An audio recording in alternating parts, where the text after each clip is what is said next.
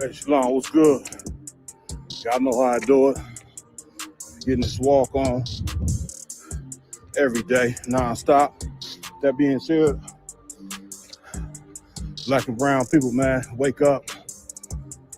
Understand what serious times we in. The Lord is bringing a closure to our oppressor's kingdom. Which, and doing that, excuse me,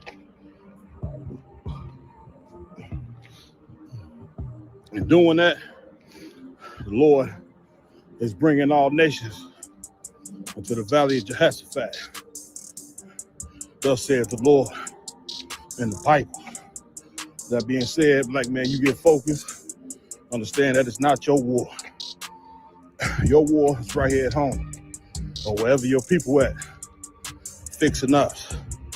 And you damn sure can't fix us when you involved in another man's religion. You in Islam, you involved in the Arabs' religion. The Arabs' cause become your cause. You in Christianity, you in the white man's religion. The white man's plight and cause become yours. So you got to join and get into who you are. If you're a part of them 12 tribes, if you're a so-called Black, Hispanic, and Native American Indian, take it how you gonna take it. And with that being said, when your cause become your cause, then you can fix this situation. Our head is in the wrong place. We worried about making hoops, scoring touchdowns. Not that nothing's wrong with it, but sports cannot be your form of warfare where your mind is concerned. You got to stand up and fix your people, man. A lot of people want to get a degree, get a good job, and focus on themselves and their families, but unfortunately, the Most High don't work that way. So with that being said, I'm out. Shalom. Lord be with you.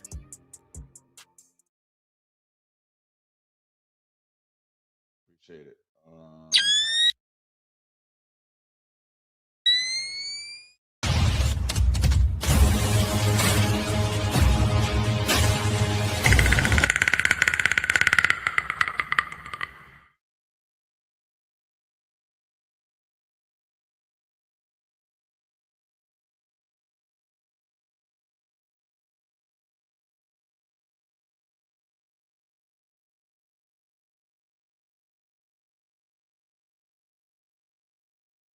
Others, they all teach the same thing as the Orthodox Church. Thus, the Orthodox Church is a fulfillment of all of those Old Testament prophecies, and the Black Hebrew Israelite cult, which is a recent invention, could in no way possibly be a fulfillment of any of them. All right, right on time. All right, Cap, I went ahead and reset the timer for you. Once you start speaking, I'll start. Birdman hands rubbing together. Christian orthodoxy, right? Christian or Orthodox Christians believe a lot of things that I disagree with. The gentleman spent, I think, all of his time speaking about Gentile salvation, meaning non-Israelites. That's something that we as the Hebrew Israelites or Israelites, we don't really use the term Black Hebrew Israelites, refer to as replacement theology. The one thing that Christ said in John 8:32, ye shall know the truth, and the truth shall set you free. And he said, he that believeth on me, as the scriptures have said. And what we know of the church fathers is, number one, they did not agree. They didn't agree on the divinity of Christ. They didn't agree on circumcision. They didn't agree on the law. They didn't agree on a lot of things. So the church fathers cannot have more authority than the Bible. And nowhere in the Bible are you going to see non-Israelites are going to be saved. In the same book of Daniel, it says the saints shall take the kingdom.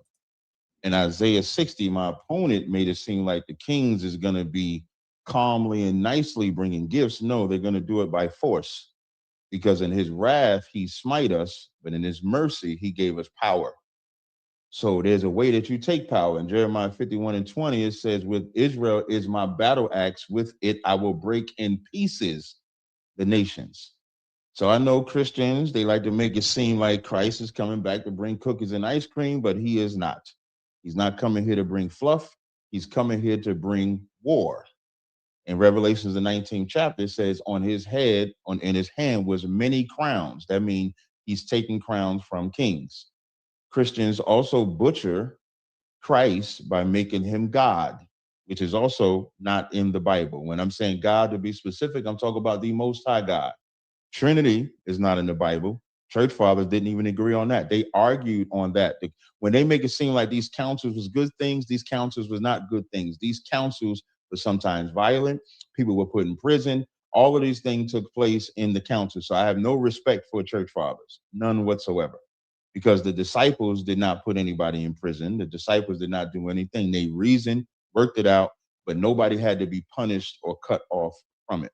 So in this discussion that I'm going to have with this gentleman, I'll show non-Israelites do not make it into the kingdom of heaven in the same state that the Israelites make it in, because contrary to what people believe, Hebrew Israelite is younger than Christianity in the sense of what we know it today in America. But as far as us knowing we was Israelites, that goes back to the 1800s up until now. But historically, Harriet Tubman and the family always bring that up because we have her family in our school. They always knew that they was Israelites. So to say that Black people didn't know they was Israelites during slavery, that's also a lie, but that's not necessarily the subject. When they talk about Christ's birth, they'll tell you that God made Mary pregnant. I don't see a prophecy in the Bible where God is going to make a woman pregnant to deliver the king of Israel, but I can read in the Bible that it says through the seed of David that the king of Israel would come. But the Christian church, I'm pretty sure Jay, if he's Orthodox Christian, those are the things that they believe. So we are diametrically opposed to everything about Christianity. When they use the word church in the New Testament, that's just a Greek word for congregation in the Old Testament. You got 30. That's just a Greek translation of congregation in the Old Testament. So what I'm assuming I'll be presenting in this argument with my opponent is that Orthodox Christian, as well as every other Christianity, does not teach the word of God. I'll land right there.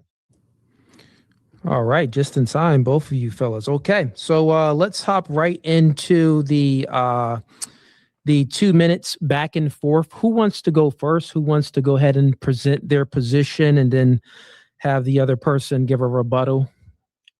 Well, I'll begin my rebuttal with because he gave his statement. Got it. So I'll start your 2 minutes once you start speaking. All right. So first of all, I would say that he claims that what he believes is older than Christianity. I would like eventually to get some source or citation on anybody having the exact beliefs of his sect prior to the 1800s. So I want something between the time of what he thinks the Old Testament taught, or in the time of the apostles, or all the way up until the 1800s, because Jesus said his kingdom would not fail, that it would not collapse, that the gates of hell would not prevail against it. And so if there's over 1,000, almost 2,000 years where there's nothing anywhere, anything like this cult's view, then he's failed to demonstrate that. He said the kingdom of God comes as he says Jesus comes taking crowns, and it's warfare. But then he said the ecumenical councils were, quote, violent. Well, you just said violence isn't bad, and then you tried to say that if an ecumenical council has people slapping or fighting, that's bad, that's violent, that's a contradiction. He said the New Testament doesn't have people being cut off, doesn't have people dying. When Peter walks up to Ananias and Sapphira, he pronounces that they died because of their heresy, and they died. The kingdom of God, according to Christ, is within. It does not come with open signs and open destruction and power in the sense of his disciples primarily being zealots that would fight. This is Jesus rebuking the zealots that he had as followers. And he said that Jesus isn't God, even though John 1 says that the word, in the beginning was the word was with God, the word was God. And Hebrews 1 links that to the creation of the world. The Son, 30 seconds. The Son in Hebrews 1 is said to be the creator of all things that have a beginning and have existence. Well, if Jesus is created, then he would not be classed as the thing that creates all things. And so Hebrews 1 is a very easy way. John 1 is a very easy way to see that everything he said was total nonsense. All right, time. Cap, I'll start whenever you start speaking. Yeah, listening is an art in my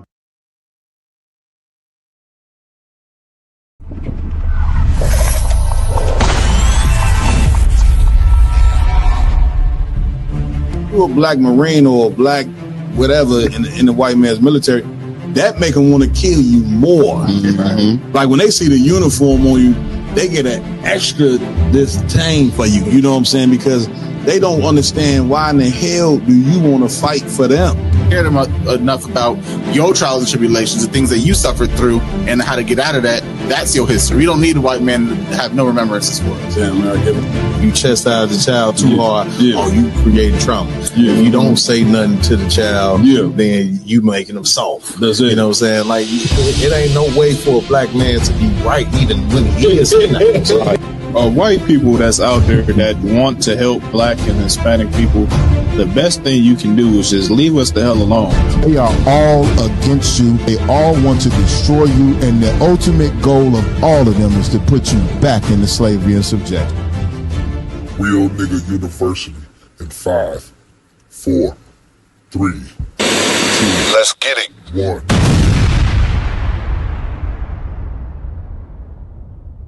Yeah. Back on the you know, I mean, we back doing what we do every Friday, man. About to get it in like normal. Right. First and foremost, well, let me go ahead and run through what I run through as always. Of course, we got to acknowledge the God of Blacks, Hispanics, and Native American Indians, Yahweh in the Hebrew. We also want to give it up to our King, Yahweh Shah Mashiach, right? Whom the world ignorantly calls Jesus Christ. And of course, we got to give it up to the man with a plan, none other than Commanding General Yohana. Right. Got to get up to my amazing host that rock it out every week. As y'all know, last week I was not here. And these brothers, let's just say they had too much fun up here on this damn podcast. I'm watching it come y'all. I said, oh, hell no. Them niggas have a little too much fun while I'm gone. Right. Let me hurry up and get back in the game. All right. Yes, now the brothers did a hell of a job. To my right, like always, doing what he do every week. We got Officer Lamakial in the building. That's right. To my left, doing what he do every week, we got Officer Yaradan in the building. Right. To my far right, doing what he do every week, we got Officer Iwalam Gabar. Right. And doing what he do, showing up every week, we got Officer Mayad in the building. The brothers working on the ones and twos, doing what they do. We call them, they like DJs, man. They work behind the scenes, making sure everything run right, everything runs smooth. We got Officer Aramawan in the building. His right hand man with the plan, who worked super, super hard, none other than Raj Karab. That's right. Of course, we also got some amazing officers in here tonight as well. Officer Kazai want to give him a hand. Officer Marat. Officer Rakam Yala. That's it. What's new before we get into the topics? What's on the table? What's going on in the earth? Get me right. Yeah, I will on. If I could, sir, I just want to mention the brother Afro Man ran a clinic on the local police department. I seen that. It was hilarious. Like, give me right on the Afro Man joint. Yeah, on the whole story. It seemed like he was his home was raided under false and you know, the brother, he got a voice, so he used his voice and his outlet that he got and made a diss track to the police department. Yeah, which the police department in turn tried to sue him for defamation, and he ended up winning the case. So, you know, man, shout out to that brother. Yeah, big shout out to Afro Man. Made a diss track to the goddamn police department. It was a good one too. I ain't gonna lie. It was a good one. You know what I'm saying? We might play that at the end. You know what I'm saying? Yeah, Afro Man. Big shout out to Afro Man. Even though he get high at the moment, you know what I'm saying? Which we do not condone. You know what I'm saying? But of course, he made a diss track. And let me tell you something. All police stations need a diss track, in my opinion. When it comes to how they, you know what I'm saying, treat Blacks, Hispanics, and Native American Indians, they need a goddamn diss track. That's one thing about living in America. This the one place, you know what I'm saying, where Black and Latinos get abused, you know what I'm saying, day and night, you know what I'm saying, through legality, you know what I'm saying, actual physical harm. The white man gonna find some way to oppress you. You get my point? And so, man, but the thing of it is, when he give you this oppression, he don't want you to say nothing about your suffering. at all. You know what I'm saying? You ought to take this beating, you know what I'm saying, and don't you dare open your mouth. Right. Only problem is when you're dealing with prophets of the Lord, the scriptures say we ought to obey God rather than men. Damn right. And we understand that doing this job, that we don't have no choice, you know what I'm saying, but to speak about our oppression. And in doing that, y'all, now, have we harmed anybody? We got any cases where we harmed anybody, shot anybody? I didn't think so. You get my point, but the fact that you open your mouth, black man, and merely speak about that's how you know you're being oppressed. When you open your mouth and talk about your pain and your struggle and your plight here in America, you hate it for that. Right. You know what I'm saying? It goes to show you what type of systematic oppression that we under. You know what I'm saying? So, man, it was another thing too, man. I don't know if y'all seen this. Did y'all see the story about Magic Johnson's son? I believe you know what, Cap? Give me right on it. I saw the headline to the article. Yeah. I was like, so this cat go ahead. Got the nerve to say that when he dress up, like when he puts on a dress and makeup, that he's cuter than any natural born. Oh no, that ain't the story. Oh really? Oh, there's something stronger than that. Y'all down? Give me right on it. Yeah, if I could, sir. the brother said that he don't like to date, you know what I'm saying, gay man. He like to date straight man. That's it. Oh, crazy. Give me right on it, Lamont. Crazy word. He likes to turn them. Yeah. Yeah. Well, if I could, was just fall straight into the scriptures. And, you know, that LGBTQ was just an aggressive demon. That's it. With you go to the book where the damn homosexuals in Sodom and Gomorrah was trying to take the angels of God and molest them. Right.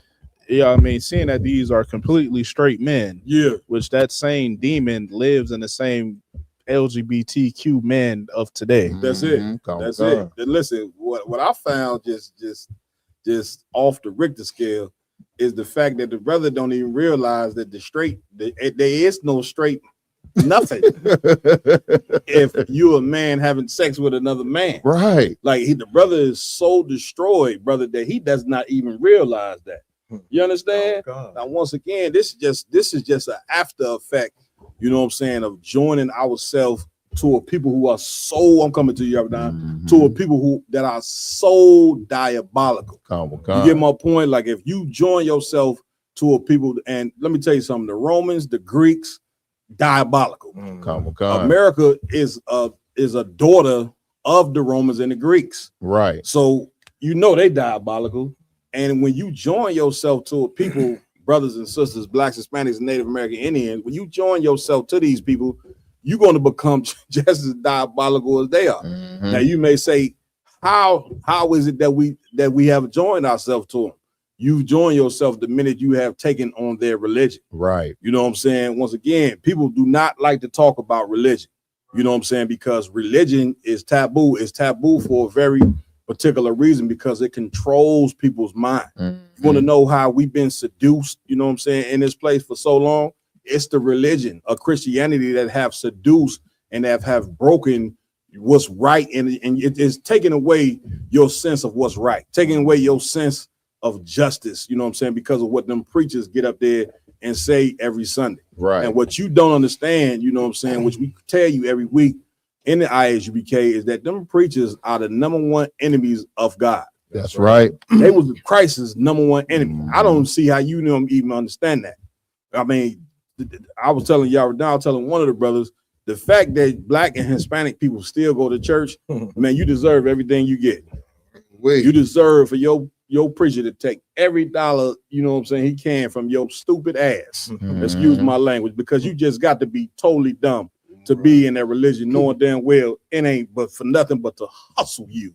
You know what I'm saying, out of your pocket. And because we've then followed this religion, now, you know what I'm saying, we get Magic Johnson's son is 6'9". This ain't just no ordinary brother with no sugar in his tank. Right. You know what I'm saying? And you look up, and you know what I'm saying, this brother here is standing 6'9", so you ain't gonna talk too crazy to him. you get a homosexual ass whooping. You know what I'm saying? They still men. Right. You damn near 7 feet. You know what I'm saying? Talking about he, you know what I'm saying, he only deal with straight men. Now, this is a brother that's obviously, you know what I'm saying, has a mental illness. And homosexuality was a mental illness until 1973, somewhere around there. Then they changed it, which means the agenda of this place changed. Right. The only problem, if you are Black, Hispanic, and Native American Indian, which you are a part of the 12 tribes of the nation of Israel, whether agenda change or not, you ain't supposed to be part of that agenda. Right. You understand? You are supposed to hold on to your masculinity no matter what. You understand? Y'all done? Yes, sir. What's so diabolical about what he said as well is like, you know what I'm saying, like they have this whole push that, you know what I'm saying, if you do not basically comply with homosexuality, you are what they call it, homophobic. You homophobic. You got a phobia against gay people and different things of that nature. Yeah. When at the same time, this guy said, like, if homosexuality is a sexual preference, you know what I'm saying, and he preferred men, you know what I'm saying, why wouldn't you prefer men that prefer men? Yeah. You know what I'm saying? You have to go and so-called convert a man from his heterosexuality to be a part of what your lifestyle. That's diabolical, man. But especially coming from a moral standpoint, like understanding that homosexuality is something that the Bible says is wrong. That's the point right there. And Roman said, if y'all can find a picture of Magic Johnson standing with his son, and that's the other part that's totally diabolical of this here, is that Magic Johnson's standing here taking pictures with his damn son. Right. You know what I'm saying? Like, as a man, you supposed to be in opposition against that. Like your son coming to you, your son come to you and tell you, you know what I'm saying, that he's sleeping with men, you know what I'm saying, you supposed to reject that brother. You know what I'm saying? You're not helping that brother by agreeing with that lifestyle that he lived. He's supposed to be checked in the damn door. Now, this the same society, my yard, you know what I'm saying, that have allowed homosexuality to be okay. But yet when you say, well, listen, I want to have multiple wives, they make you seem like you the most evilest nigga in the world. You get my point, which goes to show you, like the Bible say in the scriptures, you know, we biblical scholars up here. We know that Bible, you know, front to back, you know what I'm saying, back to front, you know what I'm saying. And in that Bible that we talking about, you know what I'm saying, it tell you, you know what I'm saying, that this world is flipped upside down. Like, this is not normal. And it's part of the reason, you know what I'm saying, why the Most High is about to bring this kingdom to a closure.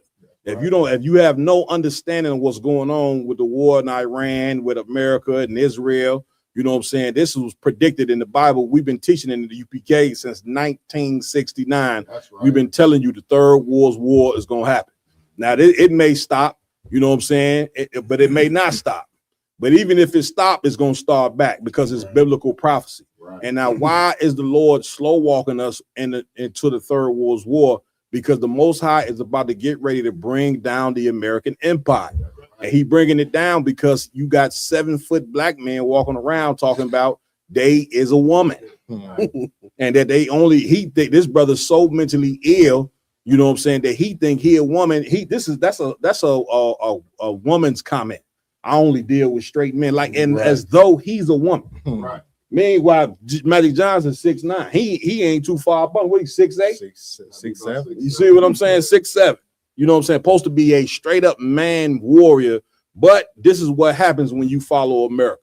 This is what happened when you follow a disease, and the white man is a walking disease who's been given time to rule. You know what I'm saying? Because of our disobedience, them 12 tribes, man. You supposed to be in charge of the earth, black man, Hispanic man, Native Indian man. You understand? But you refuse to turn back to the Most High. And what is even turning back to the Most High? You have to grab a hold of the morals compass that's written of in the Bible, them laws that's written of in the Bible, them commandments that's written up in the Bible. When you get yourself right with them, then you're going to be in the game. Until you get right, then guess what? You're going to be in a real jam. You see what I'm saying, IG? Yeah, come on. Please.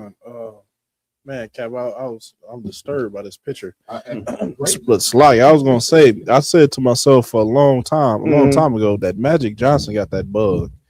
He got that bug. That's a fact. He got AIDS. He got it from another man. That's it. His son followed in his footsteps, and that is a full out. Can you put that picture up there? That is a full out demon. Mm-hmm. Nigga got on pearls. Two demons sitting right there. And listen, you know what I'm saying? Make no mistake. The Dwayne Wade's son is the same way. You see what I'm saying? Now, again, if you sitting there taking pictures with your son, I ain't too sure he ain't touching when he was a kid. You see what I'm saying? Because it's obvious Magic Johnson, he got that bug out. He went down there to Los Angeles, you know what I'm saying, left Michigan, he left the Midwest and lost his mind. You know, so all it take, you know what I'm saying? I'm coming to you, Lamar, is a little bit of sniffing that cocaine, you know what I'm saying? And shit, you just accept, because I'm going to tell you, this world right here teach you to have no morals. Right. Like this kingdom right here, Raj Karab, is all about, you know what I'm saying? Just be moralist, man. Right. You know, have sex with whatever you want to have sex with.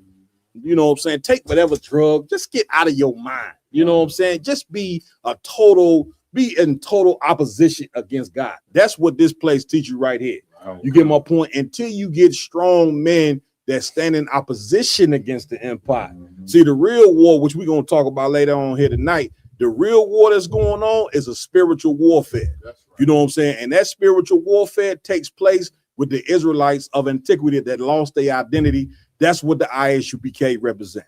There's nothing that you can do to destroy this here. I don't give a damn what you do. Right. You cannot destroy the ISUPK because this right here is administered by the Most High and Yahweh Bashem Yahweh Barakatha. You understand, by Christ. So you cannot stop this right here. Come on, Lamar. Like what you were saying so heavy is like the place has become so wicked because America has taught our people that we have something called free will. Right. You understand? I mean, that we're allowed to go do and live our lives the best way we want to live. That's it. You understand? YOLO. You only live once. There's no consequences to how you live as long as you don't, do the 10 commandments or whatever against Christianity or whatever. Right. You understand? You can live whatever life you want, live your truth. Yeah. And life is going to be great on earth. And once you pass away, you in heaven on rainbows and clouds with baby Jesus and Tupac. That's it. Being able to do the same nasty thing there. That's it. That free will nonsense is a lie. Damn right. Free will teaches you that you are not going to be responsible for the things that you do on this earth. Damn right. You understand? Damn But when right. you read the Bible, it's going to tell you straight up and down, whatever you sow, you shall reap. Man, let's get a brother a hand for that. And I just like to piggyback and say, listen, if rules wasn't important, guess what? When you go to that job, listen, tell the job, the company to throw out all the rules, you know what I'm saying, when they bring you in for employment. Right. You know what I'm saying? All the people that work at McDonald's, just tell them, man, they can come in whatever they want. You know what I'm saying? You can eat however many burgers you want. You don't even need no manager. You don't need no supervisor, nothing else. Just come here. You can throw fries. It don't matter. It's no rules here. Now, if you go to a job and they tell you it's absolutely no rules, what will happen to that company? Avalon? It's going to turn into America. That's it. It's going to be totally chaotic and confusion. And sisters, when you look at the faces of black people and brown people, when you turn on that internet, Instagram, Facebook, YouTube, you know what I'm saying, TikTok, you know what I'm saying, Bibbidi Bop or whatever you turn on, this is the one thing that you should be able to see is that black people are in a state of confusion. We don't know what direction we should be moving in.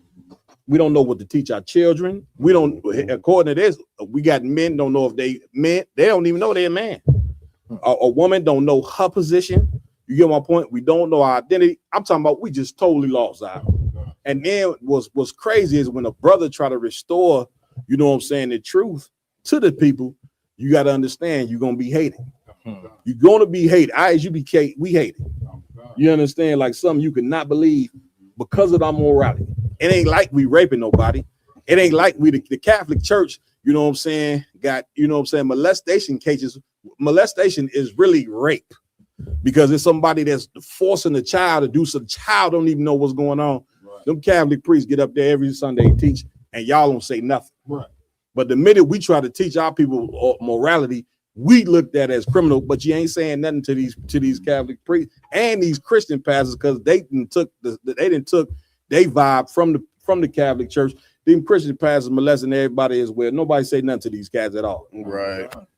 You understand? Where we at with it? Come on, want to hit the first story? Oh, I thought you had. Go ahead. First story. Come on. First, we got coming up. Jamal Bryant urges black men to follow black women's lead. Told you we was in the state of confusion. Didn't I tell you that? Go ahead, Yardan. If I could bring out the scripture real quick before we get into this madness. Please.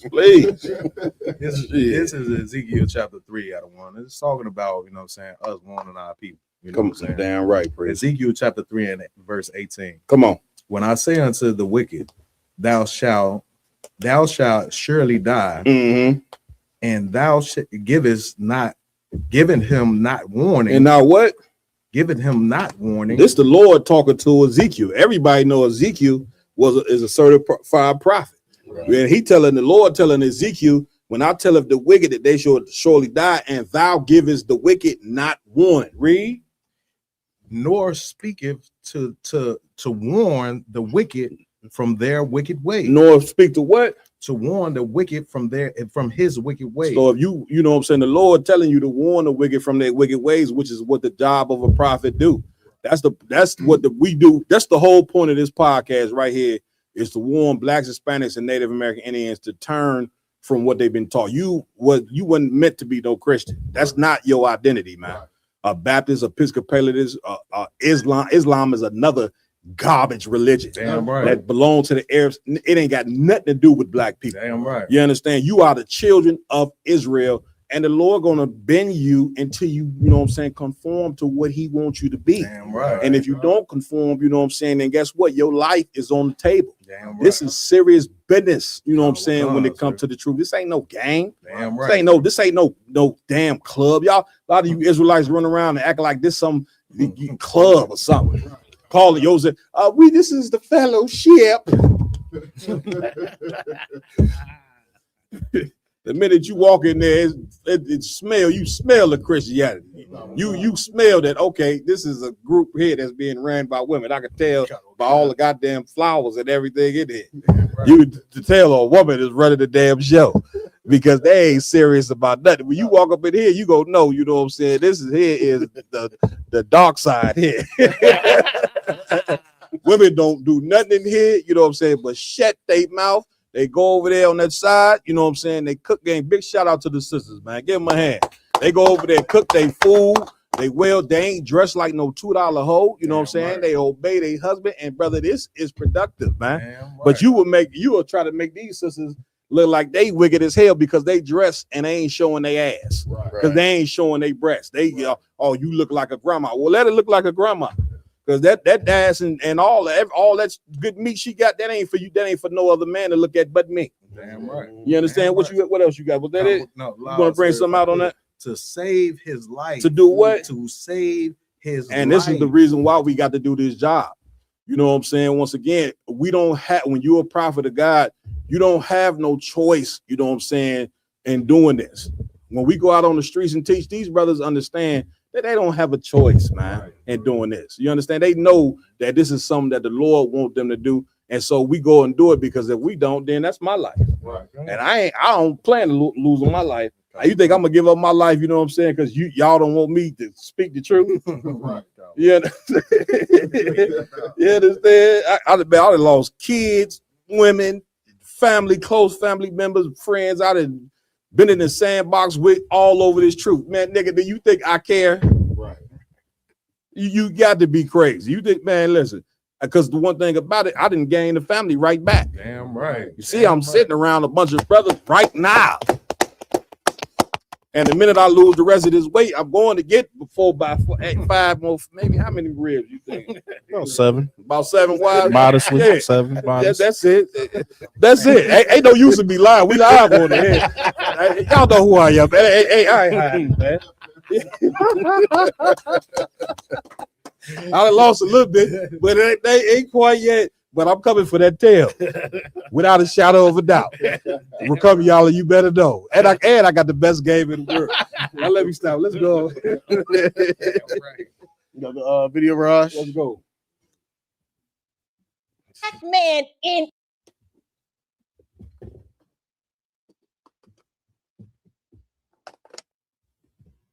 a rainbow sweater is the one that's telling you worse. This is worse than what Roland Martin said, vote like a black woman.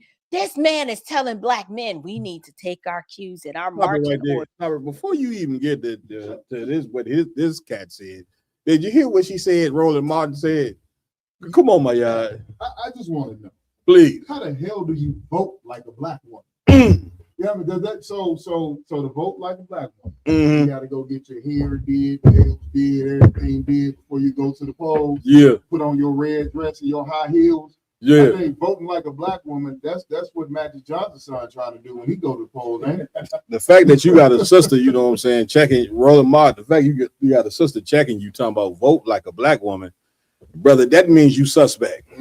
Now, Roland Martin, I wasn't sure. IG ain't give me the okay, you know what I'm saying, to say that if you had that bug or not. But after tonight's show was over, we're gonna go ahead and re-examine it. And I'm gonna ask my engineers to pull up the footage on Roland Martin so we can closely examine this cat. Because any brother that say vote like a black woman, that means you worship a woman. You get my point? And the Lord didn't create a man to worship no woman. You know what I'm saying? According to the Bible, and we got the precept, a woman was made for the man. Right. So why would he ain't make you the worshiper? If anything, she supposed to worship you. Everybody understand? This is what the scriptures say. A woman's desire is supposed to be unto a man. Right. So even talking about go ahead, you know what I'm saying, and vote like a black woman, nigga, what the hell does that even mean? Right. Because black women don't have a clue on who in the hell to vote for. You see what I'm saying? Because you're listening to you politician and cats like Roland Martin pushing them in the wrong direction. A black woman ain't supposed to be voting for nobody but that man in that house. And this is part of the problem. Go ahead, play the rest of the tape. Orders and follow behind the black women. What you mean the matriarchal miscreants who've drug our communities down to the bottom, destroyed their household, don't want to have nothing to do with a man outside of wanting his resources in the form of child support or taking half after they leave him? Are those the black women you want us to follow behind? Not the ones who are walking in biblical womanhood, who say, let us get married and raise children in the fear and admonition of the Lord and be submissive to our husbands. No, not those black women. It's the black woman who want to be out here operating in all this masculine energy, wanting to rule over men. Did we not see this in the garden? Is this not what led to the fall? And this man wants us to, one, listen to his foolishness and then follow his lead, like I'm gonna fall back, and if y'all need me, I'm gonna be here. I'm just happy to be a part of it. No, the church has abandoned its mission, and then a so-called pastor is out here telling black men that they need to follow behind the women, as if in every civilization known to man, when the men follow behind the women, that's judgment right there. It's unsustainable. You are basically calling for the destruction of your own people. That's why this movement is collapsing. Hey, give it a sister a hand. Zach, you want to say something? Get me right on this, Akin. Go ahead, IG. Man, Cap, I totally agree with the sisters, man. Go ahead, Cap, it's time for bitch niggas to shut up. Damn like, right. I'm so tired of these bitch niggas with a microphone talking and speaking for black men like they got the perspective. Nigga, just shut up. If you know you weak and ain't got a backbone, go sit down somewhere. Let us do this job. Salaya. I'm gonna catch a demon in the second. Man, what we gotta understand is these men that are in the Christian church, they just want to worship women. You understand? They want to worship the woman. They want to worship the other men around because they just don't have the strength nor want the strength to actually lead the people. You understand? They're just going to follow the white man's agenda. You understand? They're going to make sure that we keep following these LGBTQ nonsense and emasculate ourselves to the highest degree. So we just become weaker so they can be more oppressive to our people. Damn That's right. the whole point. Real talk. We'll come, Yala. Please. There's actually a statute, like I think in Rome, like this has been an agenda. It's actually a statue of a man on down on his knees with the woman in the chair. Yeah. And he's actually worshiping the woman. That's it. It's been an agenda, and the Bible says envy thou not our brethren. Man, listen. He was doing the same thing. Man, what's the preacher's name she just mentioned? Who said that? Jamal Brown. Man, Jamal Brown. The brother don't look like he got too much longer. You know what I'm saying? He definitely look. Get me right. We know he got that bug, IG, but he also look like he's sick as a dog too. From you know what? You know what I'm saying? Because of the lifestyle that he lived. The fact that I don't know who in the hell would go to his church. You know what I'm saying? Seeing, you know what I'm saying, what type of lifestyle he lived. And this cat calls himself a pastor, and he's telling black men that they should follow women. When you see that our women, you know what I'm saying, are destroyed, you know what I'm saying, and that they need direction they damn self. Why would you go and make a comment like that? You see what I'm saying? And then you wonder why so many of our men spirit been broken, because you got some cat like this sitting in the church, you know what I'm saying, uplifting women, you know what I'm saying, while degrading men at the same time. And listen, unfortunately, brothers and sisters, you can't have a strong nation unless men are in charge. You see the third war going on, world war going on right now. You see any women being the head of these countries, Iran and the United States? You see women over there running with dresses with ammunition and guns and playing. The hell no, you don't see it. You get my point? Because when it's time for warfare, you know what I'm saying, you need men. Men are the ones that take the lead. You know what I'm saying? When it comes to warfare, men are the ones that are the backbone of the nation. Stop talking that garbage, talking about women are the backbone. You putting them in a position that they was not meant to be in. Right. You give them, somebody give me the scripture where what the Lord said, I will have you know who's the head of who. I think it's 1 Corinthians 11. Go ahead. Come on, if I may, like Please. what you're saying so heavy about, you know, them knowing that they can't have strong men in the kingdom is the same way as the Egyptians when we were in the captivity under the Africans back in the day.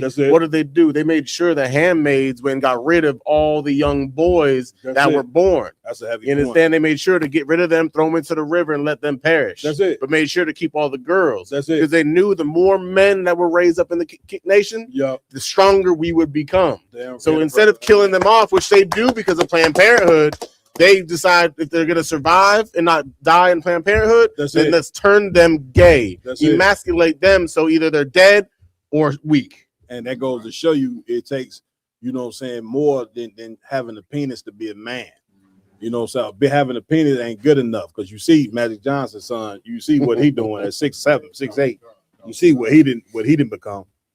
You get my point. What make a man is the wisdom, knowledge, and understanding that's flowing through that damn brain of yours. The spirit that you have is what make you a man.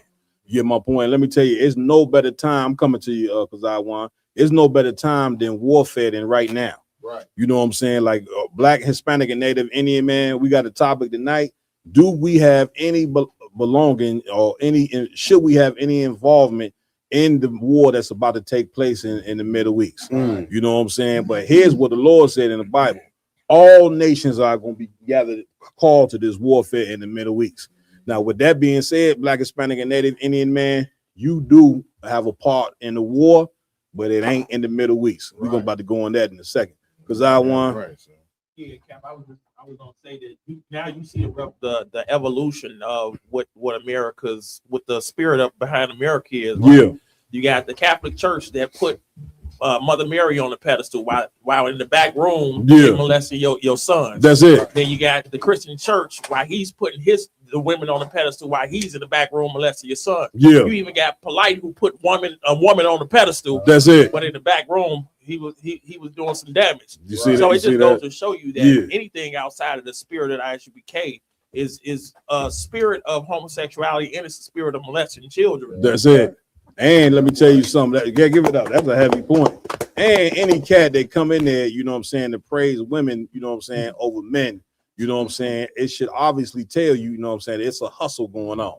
Right. You know what I'm saying? It's to make women to say, yeah, you damn right, which makes women come bring triple, quadruple ties into the goddamn church. You see what I'm saying? The tax returns. Go right. One preacher just said, you know what I'm saying, go ahead and run them tax returns. I mean, every week they coming out, what's up? One preacher say, run the tax return. The other preacher say, close the door. The other preacher say, what's $1,000? You know what I'm saying? What's next? You know what I'm saying? The preacher probably gonna just be standing up there on the podium and just pull out that 9mm and say, man, you niggas go ahead and run that money. I mean, that's what they about ready to do. You know what I'm saying? You ever done? What's so heavy about what you're saying, not why it should show you, you know what I'm saying, like what they think about you, just about the congregation in itself. That's it. You know what I'm saying? You see, you go up in church and you look around and you see 90% women up there. That's it. You know what I'm saying? Because a man ain't what a man is not easily manipulated. That's why they call you naive, because you get near to the woman that gave away a paradise. You know what I'm saying, for power. That's how get it, brother. Man, I couldn't have brought that no better. Yeah, y'all got the scripture. Read that for me.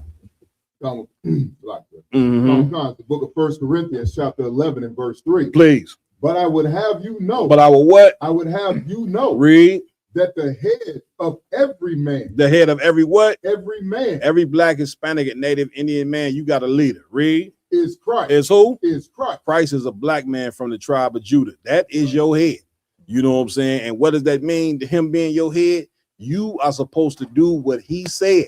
You understand that what Christ said was keep every law, statute, and commandment that's in the Bible. You understand? You got to be a person that has a sense of morality, man. You cannot be what this empire created you to be, which is a diabolical monster. Read. And the head of the woman is the man. The head of the woman is the what? The man. This is what the scriptures say. So what in the hell is what was this cat's name? Jamal Bryant. Well, Jamal Bryant. What in the hell is Jamal Bryant even talking about? Saying we just read what the scriptures say right here. Right. And then you know what you're gonna have to say. Well, he got to know how to lead. Wow. You know what I'm saying? Like when they say it, you can hit a demon on them when they say it. The problem is with that, every woman that says, you know what I'm saying, he got to know how to lead, is two things. A, that she's telling you, nigga, I ain't following you no matter what you say. I don't give a damn how much money you make or whatever. I ain't listening to you. You know what I'm saying? That's number one. You know what I'm saying? And then number two, in order, you know what I'm saying, to say he got to know how to lead, I was about to say the B word. I ain't gonna do that. I've been working with a language coach, you know what I'm saying? To speak more professionally. In order to say you got to know how to lead, you first got to know what in the hell, you know what I'm saying, you trying to be led to. Right. You know what I'm saying? A righteous woman know what she's trying to be led to. If she got any understanding, a righteous woman know, you know what I'm saying, that she need, you know what I'm saying, a good home. She need a good community. A good woman understands she need her own nation. So seeing and knowing that, she knows it's her role to be behind that man and support that man and uplift that man so he can go ahead and go get that kingdom forward. But if a woman don't know how to play her role, then we gonna forever be in this condition that we in. It ain't no confusion when it come to that Bible, but yet you got a preacher telling you a man should get behind a woman when that ain't in the Bible, which should tell you right off top that Christian preachers have thrown away the Bible. She just said it right here in the video. She said the church, you know what I'm saying, that what left off the mission or something like that. Didn't she say that? They've been left off the mission a long time ago. The Christian church left off the mission, you know what I'm saying, on the plantation when the slave master said, this is what I want you to teach, and he gave them the slave Bible. They ain't never been on the mission. My y'all took the words right out of my mouth. So y'all say that every time, you know what I'm saying? I do a lot of talk. Well, I missed the show last week, IG. I figure I just come on here. Double down? Yeah, talk a lot. These niggas having so much fun, you know what I'm saying?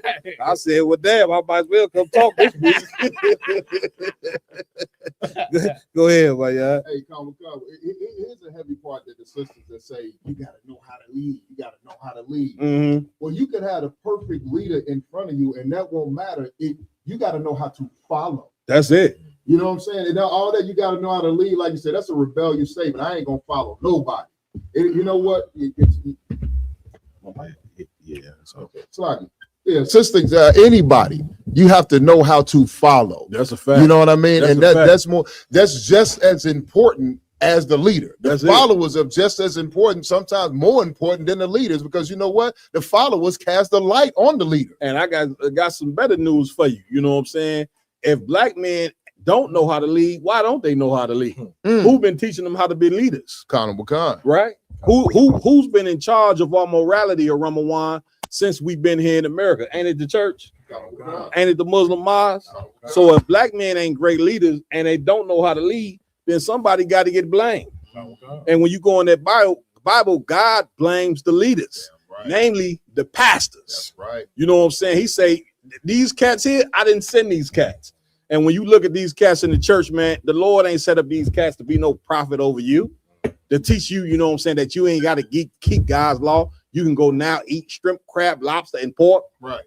You going in there eating shrimp, crab, lobster, you just eating alligator every day, especially in New Orleans. You brothers and sisters in New Orleans, I don't know if y'all ever gonna come in the truth. The minute they tell y'all y'all can't eat no shrimp, they gonna be like, oh God, I don't know if I'm gonna be able to join that. You see what I'm saying? But you're gonna have to get right, man. You're gonna have to shake off the dust, man. And when we say shake off the dust, you got to shake off the doctrine of Christianity. That is your part in the Third World War. If you're a so-called Black, Hispanic, or Native American Indian, your warfare is all about shaking off this religion that have destroyed the minds of Black and the brown people for the past 500 something odd years. Come on, y'all, Don. If I could too, sir, you know what I'm saying, just to piggyback on what you and my yard are saying, it's like, you know what I'm saying, when it comes down to leadership, you know what I'm saying, it's just like the Tucker Carlson interview. He kept asking, you know what I'm saying, Mike Huckabee, what was the criteria for being the children of Israel? And when he asked about religion, he would go back to bloodline. And then when he would ask about bloodline, he would divulge back to religion. You know what I'm saying? When the criteria always change on what to be a good leader, if you're a Black woman and you see a Black man and you want this Black man to lead you, you have to, you know what I'm saying, if the brother is not a great leader, you have to build him up to be a great leader. Damn right. How do you do that? You support him with truth. That's it. And the only truth is coming, you know what I'm saying, from the ISUPK under Commander General Yohana. You support him with the Bible, you know what I'm saying, with the word of the Most High. Damn you know right. Get me right on it, man. Like, listen, sisters, you got to learn to be, you know what I'm saying, a great cheerleader. Your femininity in itself is power. When you in your feminine spirit, and we say this all the time, you know what I'm saying, when a woman is in her right spirit, man, a man is gonna do forever whatever for you anyway. Right. If you in the right spirit, but if you a damn monster and dragon, you know what I'm saying. I was saying the video of the day, Rick Ross baby mama. Y'all seen that video? Sir. Yeah, I don't know if y'all seen it, but we get that video. I said to myself, brother, listen, if you a brother and you get with that, brother, you deserve everything that come with it. Because some of you brothers, you don't give a damn, you know what I'm saying, about a woman's conduct, you know what I'm saying, and how she act and talk. All you want is that box, you know what I'm saying? And you basically a brother that's ruled by your fleshly desires. And when you rule by your fleshly desires, man, you'll get with anything. You don't give a damn, you know what I'm saying, if the woman is a dragon or not. And brother, that woman right there is a dragon from the block. I ain't that nigga won't he had to call me. And if just all I can see when I'm looking at it is a shameless woman shall be counted as a dog. Because she was just like a pit bull brother that been in the backyard for way too long. You understand? And don't make no mistake, the sister got like that, you know what I'm saying, because this is what happens, you know what I'm saying, when you live in America for 500 years, it's going to turn your women masculine. It's going to turn your men effeminate, you know what I'm saying. But now that we know this, you know what I'm saying, we got the self accountability come in when you got brothers that's willing to correct the situation. You understand? Like we willing to correct the situation, man. You understand? Where we at with it, Lamont? Come on. Next up, we have a video of a sister on a podcast talking about each man she sleeps with is another $300. You can 6 niggas a month. 3 different men in one day. Hell yeah. I 3 bitches in one day. $300 each. Yeah, that's $900. That's a lot of dick. That's a bitch check. Imagine 9. And you don't gotta work for a whole week. 2 weeks. You don't gotta fuck for a whole 2 weeks. You don't What's think 9 times 7? You can 6 niggas a month. That's why you snoring 30. If you 3 dudes a day for 7 days, that's 60. And at the end of the day, how's you gonna feel? Once every 3-4 weeks. Rich. Gotta Once talk every to 4 a woman weeks. vote. All right. Because you can 3 On Cutter. I Imagine have. this. Let me put it to you like this. On Cutter Gray, all us can touch this cup. I Touch this understand. cup. I No, touch this understand. cup. Touch this cup. On Cutter, everybody in this room can touch this cup, right? Yeah. And you're gonna still want to drink that bitch. Now let all us put our hand inside this motherfucking cup. And then pass it back to you, and we're gonna see if you want to drink that. No, I'm it's not. a difference from some shit going on and some shit going in, folks. Ain't no 3 dicks supposed to be entering into you, folks. That's all different type of bacteria you put in your shit. Now, at the end of the day, you got $900, but you can't tell me as a woman you're not sitting back thinking like, damn, folks, I just did 3 dicks. Okay, You so have flashbacks and shit. What if it's Lee, how much you think Listen, I am talking to a woman. That shit Stop don't trying to convince me about the hoes and what you think a hoe should think like. I'm talking to a woman. Nice. Get a sister a hand. Yeah, right. I'm encouraged by that. You know what I'm saying? I ain't gonna lie. That was, man, it brought a chill just seeing a sister. You could see she somewhat may be destroyed of herself. You know what I'm saying? She actually got. Yeah, no, I understand. You know, I know that part I get, you know what I'm saying? But she's sitting up there, of course, you know, you can see the drugs. She, you know, but that's beside the point. Right. She made a hell of a point on the video. Right. You get my point? Like she even broke down, you know what I'm saying? It's a difference, you know what I'm saying, when you touch something or when something go in. Exactly. Well, she just gave you, you know what I'm saying, sex education. You know what I'm saying? Meaning a man can go in 4, 5 different women when he and take himself out of a woman, he can wash himself off. Right. Opposed to having 4 men ejaculate sperm in you. You get my point. Everybody follow me? Right. Like she just gave, get big up to the sister, man. I done seen this sister a lot, you know, on the show. So that was a heavy point. You ever done? So like it, sir, if I could, you brought out a heavy scripture earlier when I was talking to you. You mind if I apply it? Please. You know what I'm saying? Proverbs chapter 30 and verse 20. Come on. Could. Such is the way of an adulterous woman. Mm-hmm. She eateth and wipeth her mouth and saith, I have done no wickedness. Break it down, y'all done. Man, what our women got to understand is this, you know what I'm saying? Like, you have to look at your lifestyle and analyze yourself, just like we've been saying this whole podcast. You know what I'm saying? You have to analyze your workings. This woman is looking at her sleeping with 3 men like money. Mm-hmm. You know what I'm saying? Mm-hmm. Not understanding how she devalued herself That's in it. the same manner. You That's know what it. I'm saying? That's it. Like, you can look at that and you can monetize your body and you turning yourself into a whore. You turning yourself, but you can't look in the mirror and say that it's no wickedness in that. You know what I'm saying? And even the other sister who was right, you know what I'm saying? She said, well, how you gonna feel after you do them 3? That's right. Them 3 Conscious. joints. You see what I'm saying? Like you ain't gonna even feel right or what. But once again, that sister who talking about the money, we got to examine how destroyed the sister is. Sir. Do you understand? Like black people, man, shame on us, man. That's right. Look at how our young daughters is talking on the video, man, talking about having sex like sex means absolutely nothing.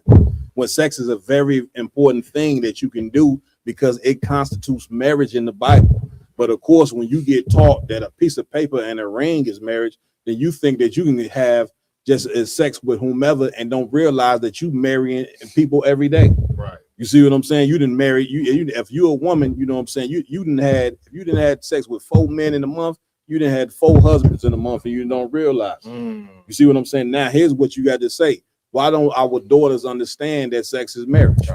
Why ain't the church teaching this? The church is diabolical, man. That's right. We keep telling you, you know what I'm saying? You drive through the ghetto and you see how hard the ghetto is, you see how destroyed it is, but then you ride past the church and you don't understand that the church is the cause of all the problems. You ride past the church like, I ain't gonna throw no garbage in front of here. I don't even want to park in front of the church. You acting like that place is holy when that place is totally demonic.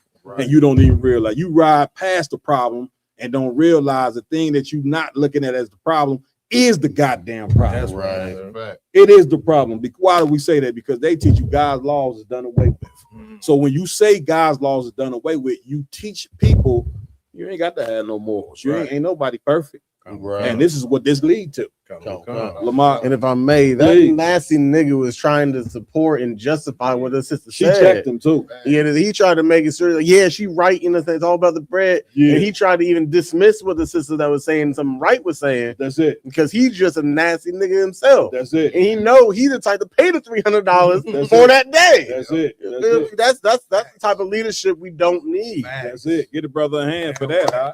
This is how you get number one in AIDS, you know what I'm saying? Diabetes and cancers and everything else. Black people is you got to have rules. You know what I'm saying? Anybody that argue against the rules that's in the Bible is a demon. Right. You understand? And this world right here is ran by a demon. Remember when Satan brought Christ up on the mountain, he told him that he was going to have power over these kingdoms. You get my point? And let me tell you something, when it comes to America, Satan runs this empire. You can't tell that by now. Like, what in the hell are we even talking about? Huh? You mean to tell me you living here as an American citizen and you cannot tell that this empire is totally satanic out? Right. they pulling people out the car, man, and beating them over the top of the head. The cat trying to give him a license. He cracking them over the head. Man, I don't know. I don't know. Whew, I'm ready to do my retirement papers sometime soon because it's just so hard. You would say to yourself, it's no way that we have become this stupid. But guess what, black people? Don't take this no person, but we stupid. Yeah, that's right. Y'all done? Just to piggyback on what you're saying, sir, the leader of the free world right now is a known pedophile. I think that says it all. If I could get out. That says it all in itself. You know what I'm saying? Like That's it. He's the biggest reason why the Epstein files ain't just totally exposed. And he's the leader of the so-called free world. This the free world, you know, even though we in captivity, but how is America known in the free world as the free world? And this empire was built off having people enslaved. Right. But how does it what type of brainwashing is that? Get me right on it. Come on, my y'all. It's simple, Cap. Mm-hmm. Over this world right here, you're free to sin. That's it. You know what I'm saying? That's it. It's the free world because you know what, the rest of the world, you know, they might worship sticks and eat bats and do all types of wild stuff. But you know what? They have a little bit more discipline and structure where they come from. They come over to America to sin. They come to get away from, you know what I'm saying? Their leaders. Shit. They come to get the freedom, man, please, that they don't got over in their country, which is number one, built on the oppression and the backs of Negroes, Hispanics, and Native Americans. That's it. Come into our neighborhoods and get rich off a nigga. Yep. And then it's okay. You can go buy all the prostitutes you want. That's you it. can sniff all the cocaine. You can touch the children. You know what I mean? You That's can do it. whatever you want. Yeah. And especially if you do it in the black community, because if you do it in the black Hispanic community or do it off the reservation, no one is going to pause a step. No one's going to lose a breath. No one's going to shed a tear or say a goddamn word. They just going to let it happen. That's it. You get a brother a hand on that. What we at next? Come. We now we going into the main topics of the night. We're gonna go into a topic of two brothers having a conversation about if we should want America to win this upcoming war. Let's go.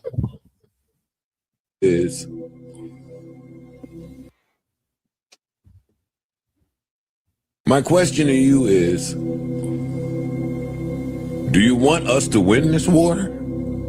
Us as in America. We don't have to agree with why it started or how it got here. But once it's in the thick of it, aren't you or shouldn't you be rooting for a win? Not me. No, I don't root for a win. What I root for, because I know what a win would mean. First of all, even the word "we" is doing very particular work in that sentence, right? Because I think about myself in the context of a global community as well.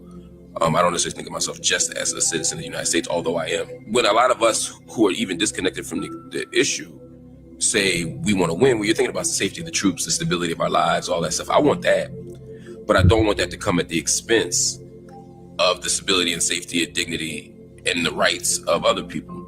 So as I watch this happen, I don't want a win any more than if your homie's fighting. The first thing you want, what you're rooting for, is a resolution. Facts. You'd love to come in there and cool this shit down, but yo, let's get out of here. That's Of course, yes. That's plan A. Yep. I don't want. Like he wants to, you know what I'm saying, try to disinvolve himself. That's why he said we, you know what I'm saying, because the brother know, you know what I'm saying, what the United States doing is wrong. Right. You get my point. Now they over there. Now I'm not in favor of the Iranians, none of them countries over there. You know what I'm saying? But they all, everybody knows that they going over there to just flat out conquer the world. This is about Israel just basically running the entire Middle East and taking the Arab people, the Iranians, and putting them up under total submission.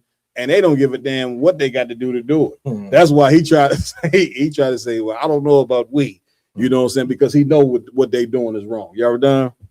Please. And knowing Mark Lamont Hill, this brother is he's an avid he's basically, you know what I'm saying, on the side of the Palestinians when it comes down to the war in Israel itself, even before you get to Iran. You know what I'm saying? So he's coming from that lens, but Joe Buttons is coming from the lens of like we got it good. You know what I'm saying? Like this will affect what's happening, you know what I'm saying, with our money and things that's going on with us. So do you want us, you know what I'm saying, to suffer? You know what I'm saying? And that's what the issue with when people lean towards politicians and even say, like, you know what I'm saying, well, Trump is doing this and doing that for us. That's it. You know what I'm saying? They leaning towards their pockets or what they feel that they have to gain from what he's doing instead of, you know what I'm saying, like the morality around what he's doing. That's it. My Hey, so like I said, when I look at that video, you know what I see out of one? I see two different levels of oppression on these brothers. I see Joe Budden, like us, Yardan was saying, you know, he us in America, you know what I'm saying? He's a good old-fashioned American slave, whether he know it or not. That's a fact. You know what I mean, he's trying to, we got a nice house here. You know what I'm saying? We got a good house, boss. We eat high on the hog over here. So I want us to win. That's it. Then you got Lamont over there. He's like, I don't know. You know what I mean? He's looking at the masters outside of the plantation because they might treat us better than master here in the plantation. That's it. So what they doing is Joe Budden is fighting for the slave master. And that brother's fighting for the people that put us into slavery. That's it. Under these oppressors. That's it. You know what I'm saying? That's it. So like they both brainwashed. Neither one of them are really giving a damn about our people. That's They're it. talking about the That's get a brother hand. Wow. Talking about destabilization over there in the world. What about the destabilization in Inglewood? That's it. What about the destabilization in Humboldt Park? That's it. You know what I'm saying? That's What it. in Compton, in the Bronx? You Right. know what I'm saying? Right. Puerto Rico. Yeah. You know what I'm saying? What about the destabilization all over Central and South America? Damn right. You know what I mean? That's in right. Mexico with the drug cartels that have been supplied automatic machine guns and military style weapons for the last 60 years. That's it. You know what I'm saying? That's it. What about our brothers in the hood that's been supplied with the cheap drugs and the military weapons for the last 50, 60 years also? That's a fact. You know what I mean? And no offense, my heart goes out to them because they over there getting bombed into the Stone Age. But for real, I only got love for one people. That's and a that's fact. the real nation of Israel that's stuck here in captivity in America and spread out across the world. And I Damn don't right. give a good goddamn what goes on with them other people because they contributed to our oppression. Damn right.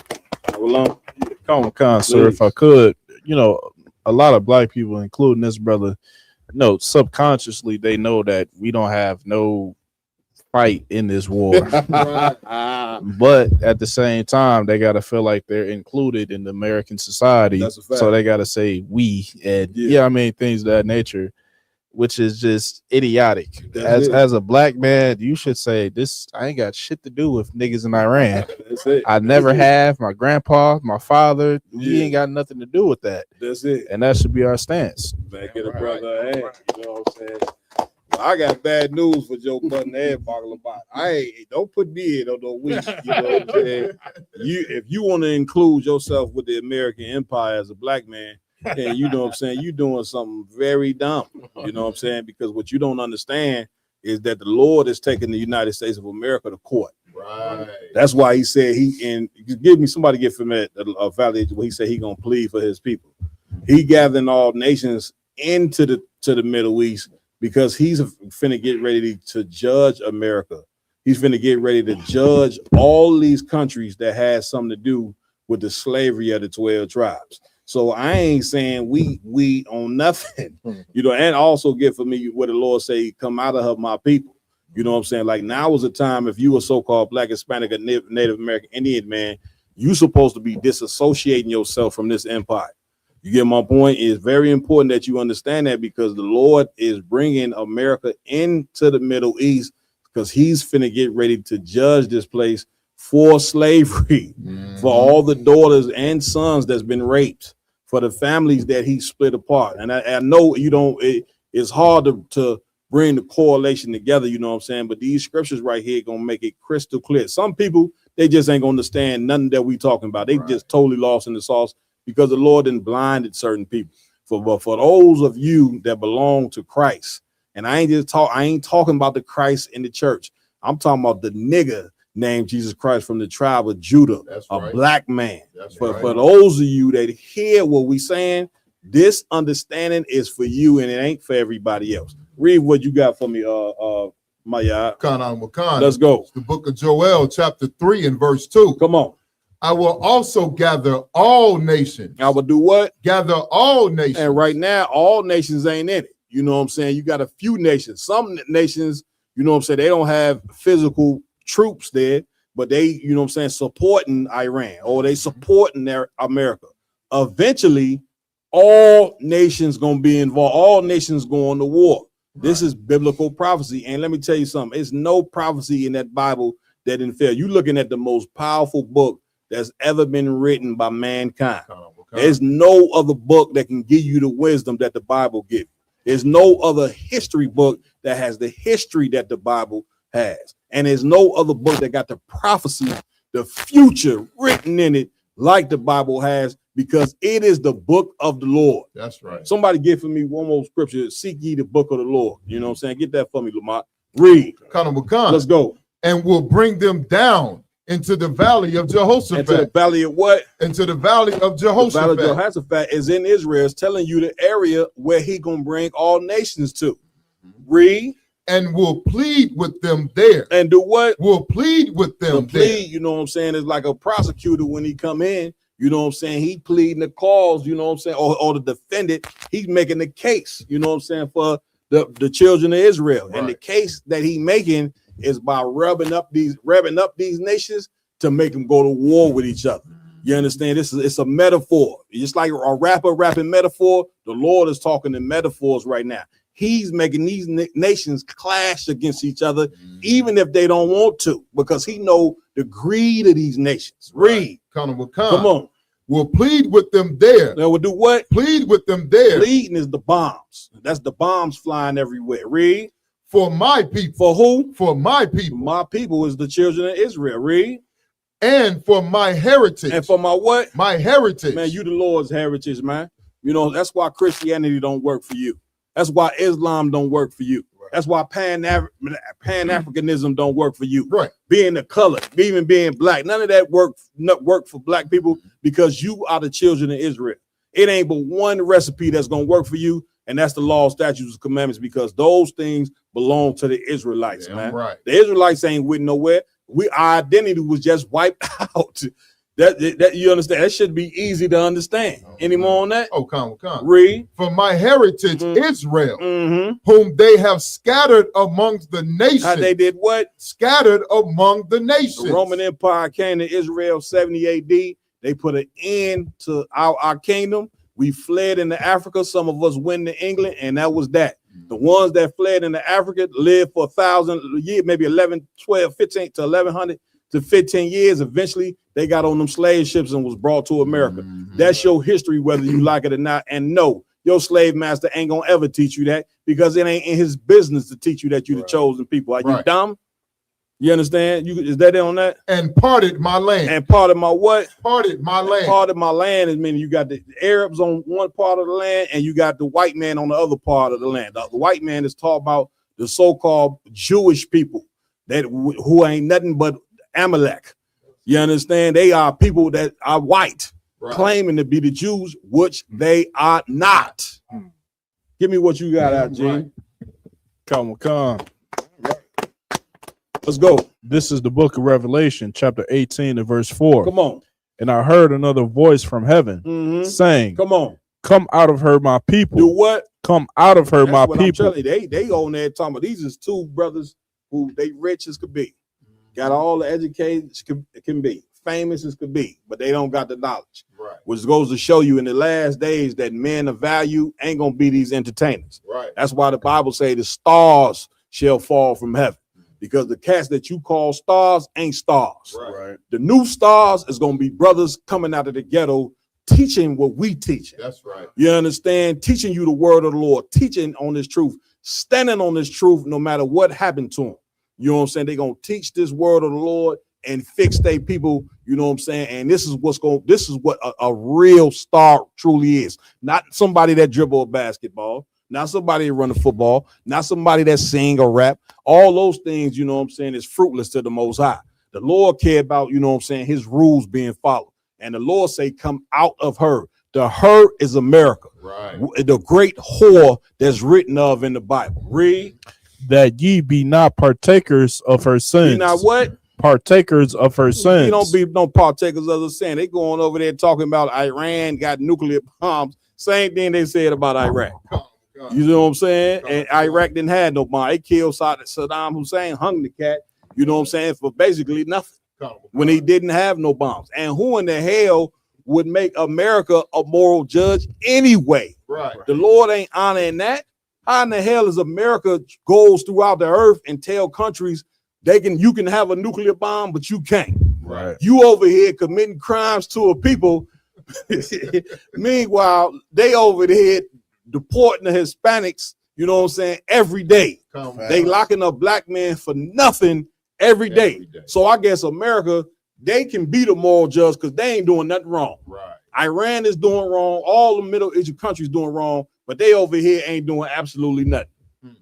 I mean, boy, oh boy, we up under some brainwashing, brother. On the brainwashing heads on another level. These cats right here are totally oblivious to that. Sir. To that, you understand? They on here talking about we and who they with and this stuff. And meanwhile, like Maya say, they ain't worried about you. Damn right. This is why you don't join everybody's religion. You don't join the Arabs' religion because then now your cause comes last. Right. You don't join the Christian religion because now your cause comes last. Right. And that's why black people in last place when it comes to all races on the earth, because you worried about everybody's cause but your own. That's right. That's a well-trained slave. And when you looking at the ISUBK under Commander General, nigga, we ain't slaves. That's right. So when you see us, you get mad because we don't get down with your stupidity, man. We ain't going out like that. We gonna stand up for what's right. That's right. Read any more on that? Come. Read. And that ye receive not of her And plagues. then you see what? Not of her plagues. America is gonna be plagued, black people. Hispanic, it's just getting the war is just a small plague. You know what I'm saying? But it's gonna be plagues that hit this place, you know what I'm saying, continuously and at the same time, because the Lord is getting ready to bring this empire to a close. And if you was in the right spirit, you would be mad, you would be glad that the Lord is closing the empire, because that would tell you that your empire is coming next. But it ain't gonna ever come, and when it ever come until you start, you take yourself out of the mindset. This whole we, they over there talking about we. In the UPK, ain't no we. Right. You know what I'm saying? America, the white man, he on his own for this one. Right. But of course, a ton of our brothers and sisters gonna get swept up, you know what I'm saying, into his business. Any more on that, IG? Lies, sir. That's it. No, you go hold it. Let's finish playing the video. A loss because of what losses mean, right? And if we're talking about Iran in particular, there are consequences to an Iran quote unquote win. What I'd like to see in the purpose of having an international community and implement international bodies like the United Nations, for example, is to have people who can intervene to create some kind of resolution where you don't even have to have winners and losers, because that the very framework of winners and losers requires a lot of people to die. people's land to get annexed or taken, etc. What does a Iran win look like here? Here, it may not look that different, except for the number of people who die. Okay. I'll give you a concrete example. Think about Vietnam. The United States lost the Vietnam War. Right. Just by any objective measure, U.S. lost the Vietnam War. Facts. So if you say, what did that mean here? Well, it meant a lot of our uncles and aunts and friends and relatives died. Got it. You know, and there was an economic cost for the war machine. And a whole lot of people got rich from that war machine here. So it also strengthened the gap between the have-nots and the have-gots. Those are the kind of things that I don't want to see. You know, but the Vietnamese won. But for the Vietnamese, winning kind of meant resisting the imperial power. It meant. If I could, like the brother talking about an international community in the United Nations, like I almost called brother out of that. The brother, the United Nations gets together every day. It don't matter if these people are at war with each other. It don't matter if they fighting with each other or they agree with each other or not. The one thing the goddamn United Nations do agree on is they got to keep these niggas, spicks, and savages at the bottom of the map so they can prosper and their empire can go on forever. Right. You know what I'm saying? The United Nations plots against Blacks, Hispanics, and Native Americans. Right. Every time they meet. Right. They meet multiple times a year. Yeah. And they talk about peace resolutions and all that. But the one thing they are at peace on is keeping you in the ghetto. Right. It's keeping you in the barrio. Right. It's keeping you on the reservation. That's You it. know what I'm saying? That's and it. a lot of them United Nations members, I can almost guarantee you their names was redacted from the Epstein files. Man, listen. Whether another thing these two brothers don't understand is their ignorance. Whether America win or lose the war, it ain't gonna work out well for us either way. Either way. Because if they win, that just strengthen them, you know what I'm saying, to further oppress us. And if they lose, guess who they gonna take it out on if they lose? Take a guess, black people. I think you know. This is why the brother just pulled a scripture that said, come out of her, my people. To come out of her is leave from the traditions of America. Right. Leave from the mindset that they have taught you. How they think, you ain't supposed to think. Right. A lot of people read come out of her meaning take a plane and go somewhere else. That ain't what they're talking about. You know what I'm saying? You got to stop being homosexuals. Right. You got to stop being high. Right. You got to stop celebrating these holidays, you know what I'm saying, that get the white man rich. You get my point? That's what coming out of her mean. This America is a whore that is going to be judged by God, and the Lord is forewarning Blacks, Hispanics. He's warning you. He warning you through us. That's what the job of a prophet is. The Lord, a lot of you think you talk to the Lord every night. You talking to a damn demon in your head. Right. I'll go up to you. You swore up and down. This is what the Lord told me last night, that I shouldn't give you this money. All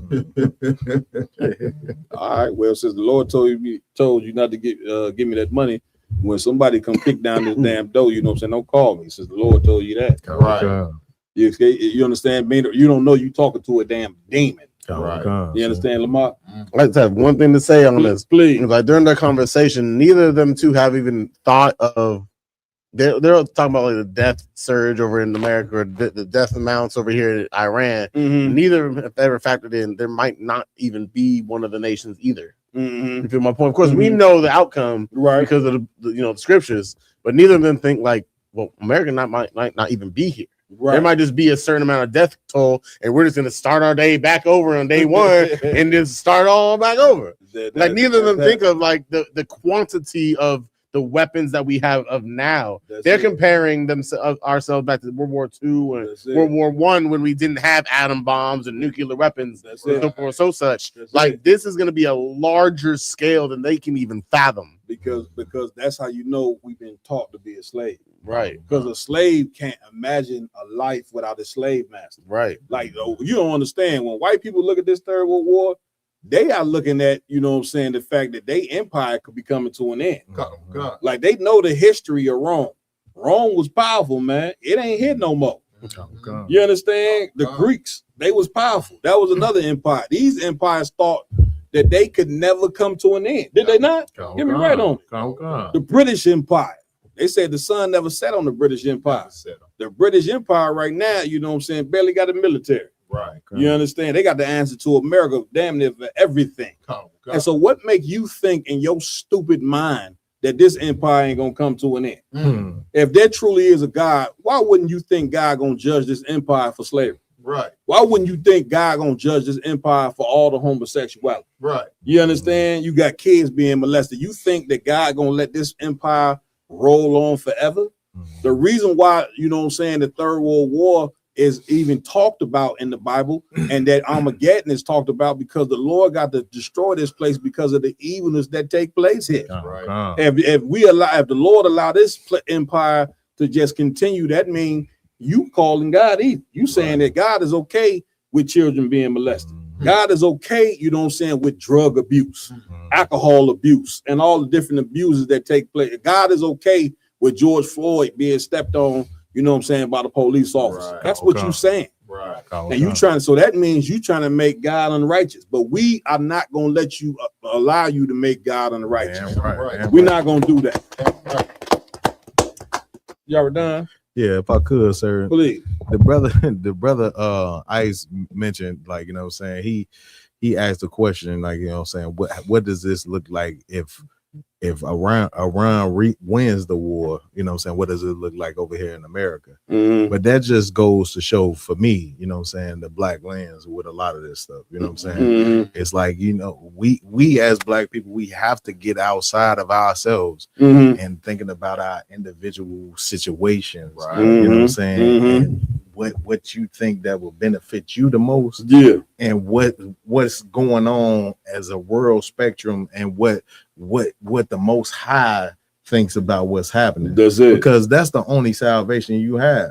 To ask a question like that, he's showing that his you know what I'm saying, allegiance or his savior is coming from, you know what I'm saying, the protection that he's been given over here in America. That's it. You know what I'm saying? So he asking the question in a sense, like to say, like, man, is the protection that I've been dependent on, is it crumbling? That's it. If Iran wins this war, does it affect me over here? That's it. Because if not, then I'm just gonna take my mind off. I ain't thinking about it. I ain't gonna do nothing about it. Man, which goes to show you our understanding about God don't go no further than what the white man taught us. Damn right. And if your understanding about God don't go no further than what the white man taught you, then really, black people, you're gonna have to admit the white man is your God. That's right. And that truly you don't even believe in God. Right. You walk with the Bible, you don't believe nothing in that. Right. You believe in what you see.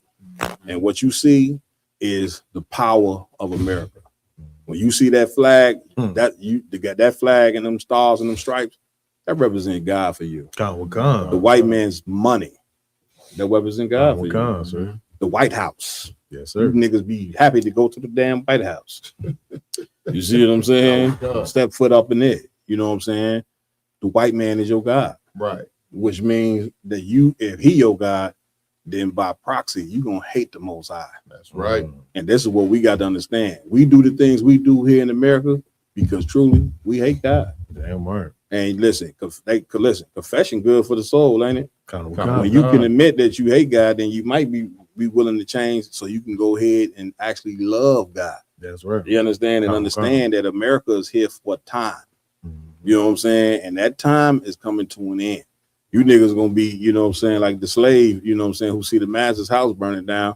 When you see America get hit with bombs all over the place and lose economic power, and the Lord get to hit in this place with plagues, you're gonna be more upset about America falling than white people. Right. White people gonna be like, shit, man, we going in bunkers, we trying to get the hell up out of here, go to Europe, wherever we got to go. You see what I'm saying? You niggas gonna be sitting there in crocodile tears, you know what I'm saying, because your slave master's house is being destroyed. You see what I'm saying? We just some niggas, man, in ISUK. We some cats there, man, that just, we want to get off the plantation, man. Damn right. You know what I'm saying? We got true faith in our God, which means we got faith in ourselves. That's right. When I look at these niggas right here, I'm looking at rulership, man. I'm looking at niggas, you know what I'm saying, who got the ability, you know what I'm saying, to run the planet Earth. Every brother sitting here got a different particular gift. Machiavelli, man, that nigga can organize a whole, whatever you need him to organize, he gonna organize it on the drop of a dime. So we can depend on us, we can rely on us, but when you worship this man, you will think that you can't do nothing. Meanwhile, what's so crazy about that is that you invented everything in America. So how is it that you couldn't live without white people? That part I don't get. Let's play the next video. Come on. So next up we have a tragic story what actually happens when you serve the so-called white man and fight in his wars and the benefits you get from it. A brother named Isaac Woodard and his true story. Let's go.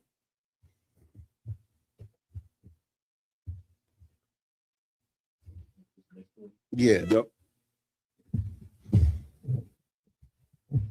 No, you good. If I may, while he gets it up, get away, Lamont. It's like we got to understand as black people that we fighting in the so-called white man's war isn't a benefit to us at all. At all, damn. Right. You understand? We building their economy, their infrastructure. You understand? We're dying and spilling blood for their economy's growth, while at the same time we still slaves here. That's it. Still working 9 to 5s or being homeless or whatever the case may be. That's it. Like you go fight for white man's war and sacrifice your life for your family, your friends, but really you're not sacrificing for your family and friends because they're gonna be still slaves. That's it. You know what?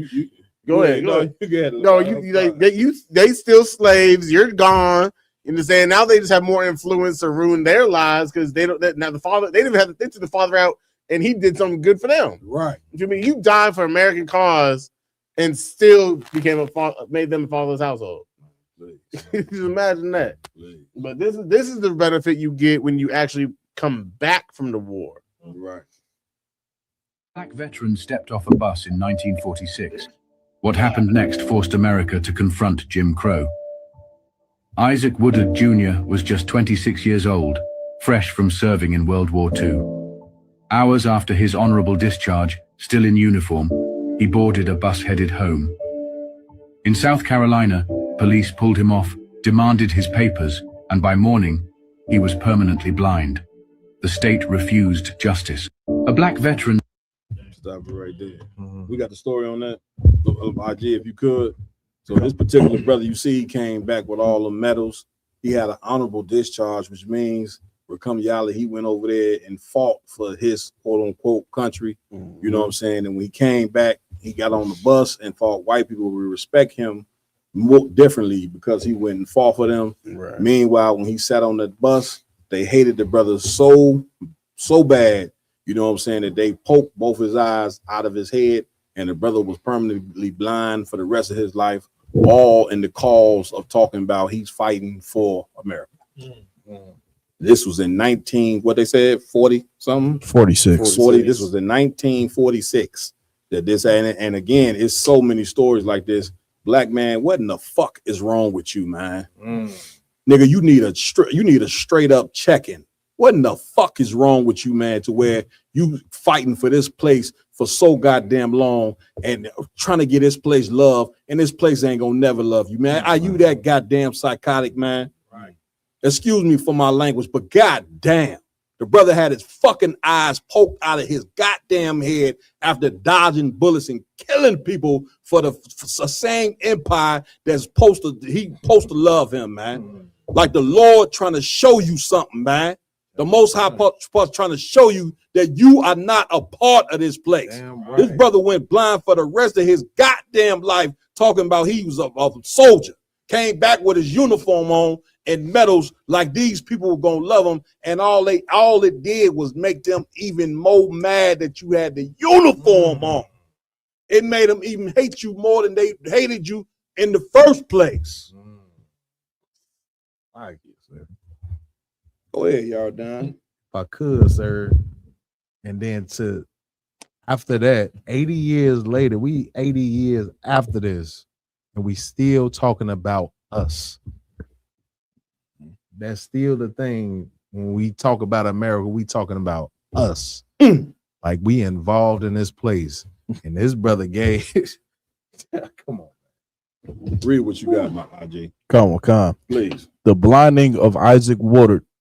In 1946, Isaac Woodard, a black army sergeant, on his way home to South Carolina after serving in World War II, was pulled from a bus for arguing with the driver. The local chief of police savagely beat him, leaving him unconscious and permanently blind. And he was arguing with the driver because he believed that as him being a soldier, he ain't have to sit in the back of the bus. You know what I'm saying? But they ain't a white man, he don't give a damn, you know what I'm saying, if you put your life on the line or not.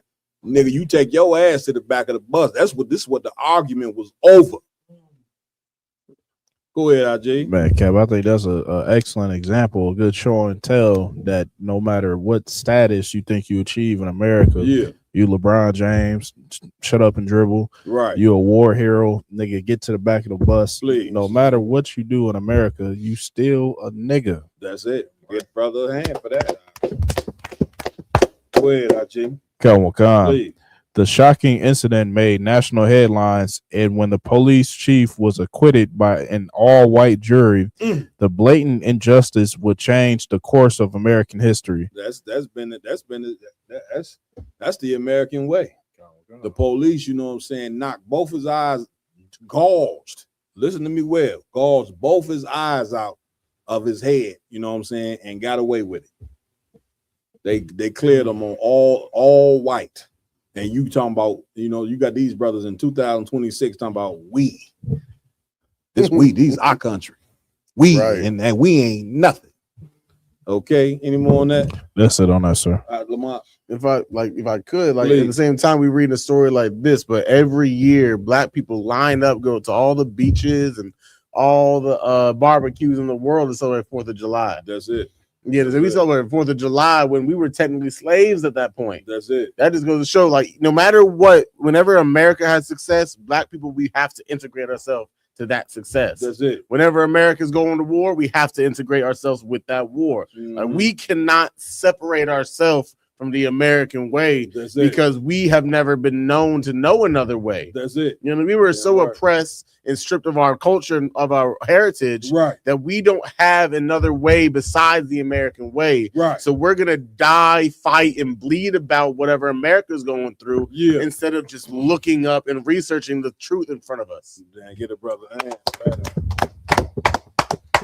Anybody else on this? All right, what's the next joint?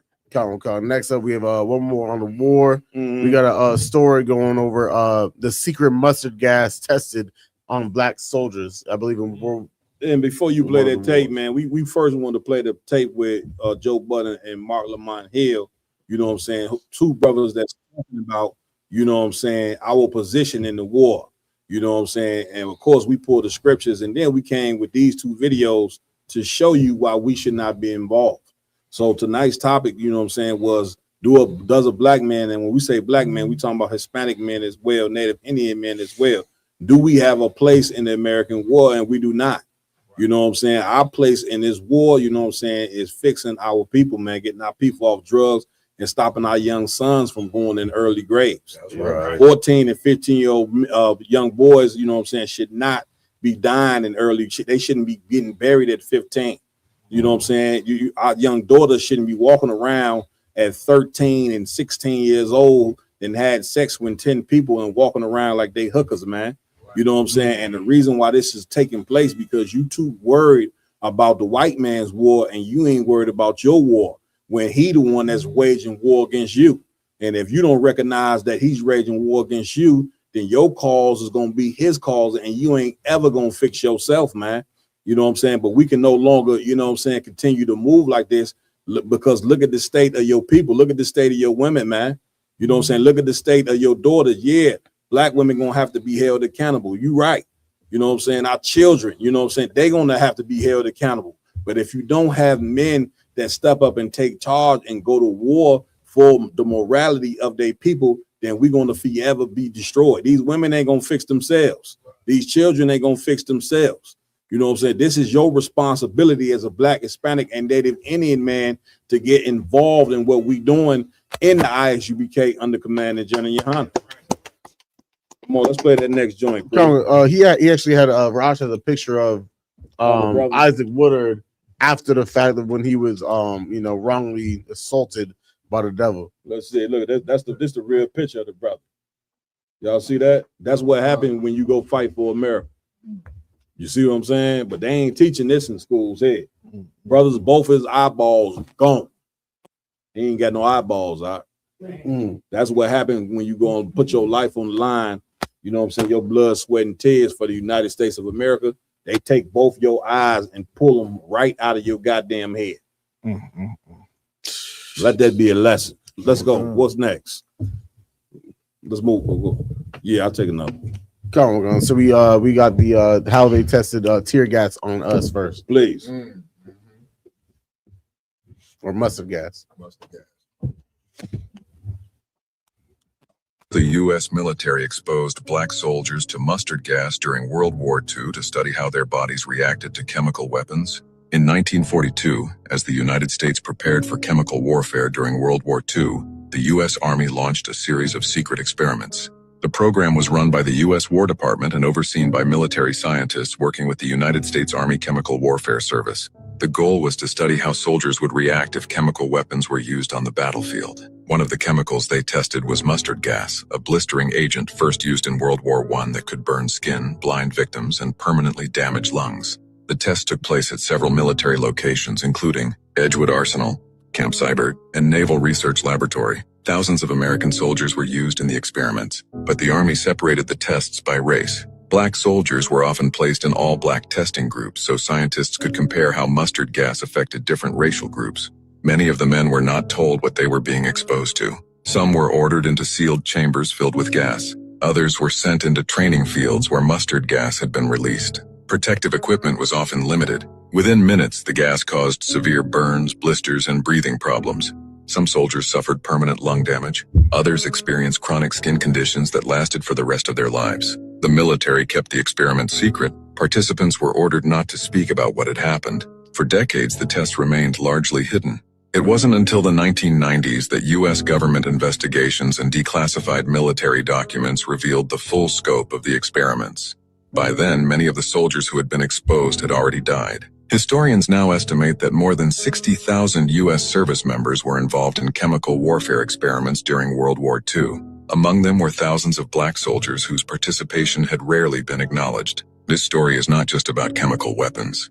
It is about secrecy, about consent, and about the soldiers who risked their lives for their country without being told the full cost. Because when history finally uncovered the records, it forced a difficult question. If a government can test dangerous weapons on its own soldiers in secret, what else might still be hidden in the archives? Not every hero makes it into textbooks. Hey, Cap, if I could, and for anybody watching, be like, oh, that was back then. Well, they did the same thing in Vietnam with what they called Agent Orange. You know what I'm saying? And that led to all kinds of cancers, mental health problems, and health problems for brothers. They experimented on brothers in Vietnam. And then my mom knew someone who went over there and fought in Iraq. You know what I'm saying? And when that brother came back, when he was discharged, when the so-called war was over, he came back, and 3 months after he came back, he was bedridden. His whole body swole up to 2-3 times his normal size. You know what I'm saying? Now, this is a brother, so fresh out the army, slim, athletic, fit, and all of a sudden he started getting sick.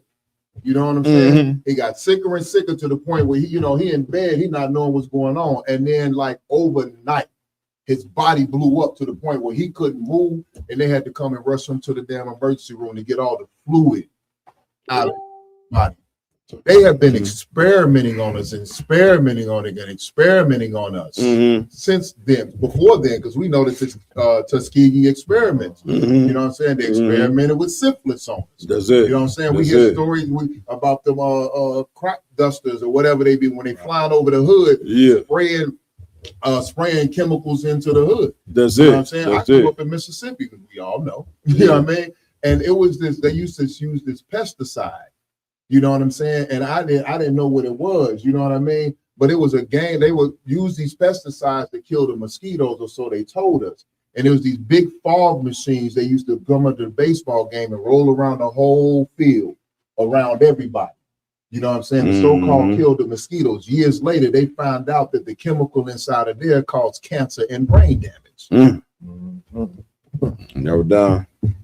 Also, what I seen throughout this whole video, I don't want is the whole thing that we have to understand when it comes down to the information that we're given and different things of that nature, even through the news medias and different things like that. propaganda is a weapon. You have to understand that the way that, you know what I'm saying, that America is portrayed, even in this war that we dealing with right now, everything is catered to what they want you to believe instead of what's really going on. You know what I'm saying? Forget brother hand for that one now. Come on, IG. Because Yardan point, it's just my opinion. Netanyahu, if I see one more AI video, they need to stop that shit. But man, Cap, just take a page out of Iran's playbook. Like Iran talking greasy in these press conferences. But they call America the Epstein regime. Like, as a Black, Hispanic, or North American Indian man, why would you want to fight for the Epstein regime? Right. Why would you want to fight for a country that's just so immoral? You know that the entire leadership is compromised. You know Donald Trump is a pedophile. Right. It's in the files that he gave fellatio to Bill Clinton. So he's a faggot. I mean, the whole order from top to bottom in America is just disgusting. And this is who you're gonna go fight for? That's it. I mean, That's come it. on. And then listen, not to mention, I seen a video today where they said he basically forced a 13-year-old girl, Donald Trump. You know what I'm saying?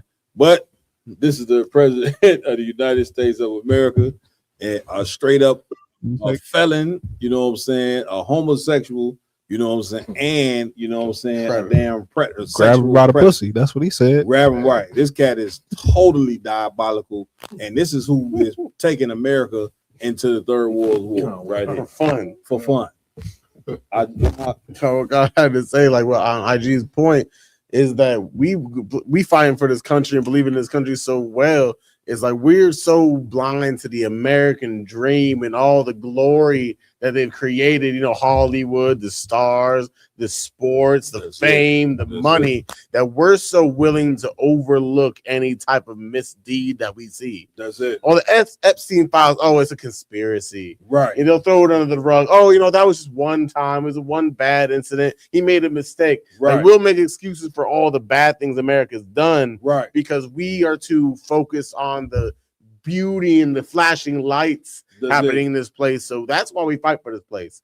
We still have in our minds that American dream where you can become anything. Man, listen, the fact that they did an experiment on these brothers goes to show you, you know what I'm saying, what they look at your life as nothing. You know what I'm saying? So why would you just continue to try to love a place and join a place? They wouldn't do. You think they'd do this to some golden retrievers? Right. Again, I tell you, Black and brown brothers all the time, you know, a golden retrievers like me more in America than yours. You get my point? A gold retriever gang go do nothing but bark. You know, you going to war for this man and invented, you know what I'm saying, things for this man, and he still hates you. You know what I'm saying? Right. So much so that he went, you know what I'm saying, and did a damn experiment on these brothers like they was guinea pigs. You know what I'm saying? And once again, I'm coming to you, Lamar. We didn't play 2 videos to show you, you know what I'm saying, why you should not be involved in the United States military at all. Right. You want to talk about God talking to you. God is talking to you, you know what I'm saying, from things that happened in the past. You know what I'm saying? You're supposed to look at the error in your ways. Right. Come on, Lamar. If I may, of course, we know that it's illegal to do, you know, human experimentation and stuff like that, according to the laws of America. But when you're only 3/5 of a man in the Constitution, right, anything's legal. That's it. That's a fact. You know what I'm saying? Where we at? Where we going next? Come on, I'm moving onward. We have a video going on. The question is, what's the biggest issue in the Black community? Let's go. That's the topic. Let's get it. You think the biggest issue is for like the Black community? Like the biggest issue overall besides unity? Besides that would be, I mean, that's so big, man. Because if it solves 95% of our problems, if we just got that right, the other 5% would probably just fade into the darkness. But on the other side of the equation, I think that our association has breeded an assimilation. We've been among our enemy for so long that we've adopted everything that our enemy has given us. Ooh. We worship what they said to worship. We wear the names that they gave us. We eat like they taught us to eat. So we've lost our name, our culture, our religion, more ways, folk ways, norms, land, God, customs. We lost everything of essential, and our association is breeded in assimilation. So just like in the hood, whatever goes on around you goes in you. On a bigger scale, what's been going on around us since we've been kidnapped and made slaves, we've been westernized and Caucasianized by the enemy. And now we are to each other what they used to be to us. Now you gonna look at this video and say, damn, what the brother is saying is true, and it is. The only problem, the minute you see him sitting up there with that bow tie, you know what I'm saying? The minute you see him sitting up with that bow tie, you supposed to know off top, you know what I'm saying? You know, again, you can't come up against the white man trying to look like it. Right. And this brother right here, you know what I'm saying? He's a prominent member of the Nation of Islam. Damn right. Okay. Now, while he's saying, you know what I'm saying, what's the biggest problem in the black community, he's saying these things, but don't understand that the religion that he's part of is part of the problem. Okay. Christianity and Islam, you know what I'm saying, the two religions that belong to two different races of people are the problem. And he don't even see that. He don't even see, you know what I'm saying, that, you know, he's part of, and this is part of the reason why we can't ever get fixed. You know what I'm saying? Like, you ain't gonna fix black people with the belief of Arab people. And then when you look at the whole root of the Nation of Islam, it go back to a cat who white in the first place. You know, what was the cat's name? Fard Muhammad. You know what I'm saying? Who people say was a so-called white man. You get my point? And they didn't have this religion here. You know what I'm saying? They said, well, we need something to become opposition against Christianity. So they came up with Islam, and it seemed rebellious. Malcolm X, you know what I'm saying? He very prominent cat before he got killed and all that. You know what I'm saying? But again, Islam been here for so long, and it still can't feature. They had a $1 Million Man March, you know what I'm saying? And justice, remember the justice or else? You know what I'm saying? We ain't got no, we ain't had no justice. Where the else? Right. You get my point, which goes to show you that wasn't nothing but a hustle. And I know you don't want to hear that Farrakhan hustled you. He hustled you, man. He hustled black people for a very long time. And that's what religion is all about. Damn religion. Damn right. Let's get down to who we are as a people, man. Right. That's what we got to get down to. You want to know the biggest problem amongst us is believing in a belief that belief system that belongs to other people, man. That's our biggest problem right there. And if I wish the brother Big Bang could pull me up there, or any brother in the ISUPK, and we'd actually told them what the actual problem is. And once again, you keep ducking around these religions and not recognizing that these religions are the problem, and that's why you can't fix it. You heard him say our assimilation. Right. Where the assimilation comes from when they teach you about God. When they tell you John 3:16, God so loved the world, right, or you love thy enemy, you know what I'm saying? That right there assimilates you to your oppressor. Right. And it was, again, they pulling scriptures that they do not understand. Right. You understand? So that's the biggest problem, my y'all. Hey, Cap, and what you bringing out is so heavy about the assimilation. Mm-hmm. I remember the first time I learned who, I was told who Fard Muhammad was. It was a cat I used to go to school. Now it's a cat my homeboy was cool with. You know what I'm saying? His name was Cliff. Went over to this brother crib. He had a nice crib. You know what I'm saying? This cat loved the Godfather and them gangster movies and stuff like that.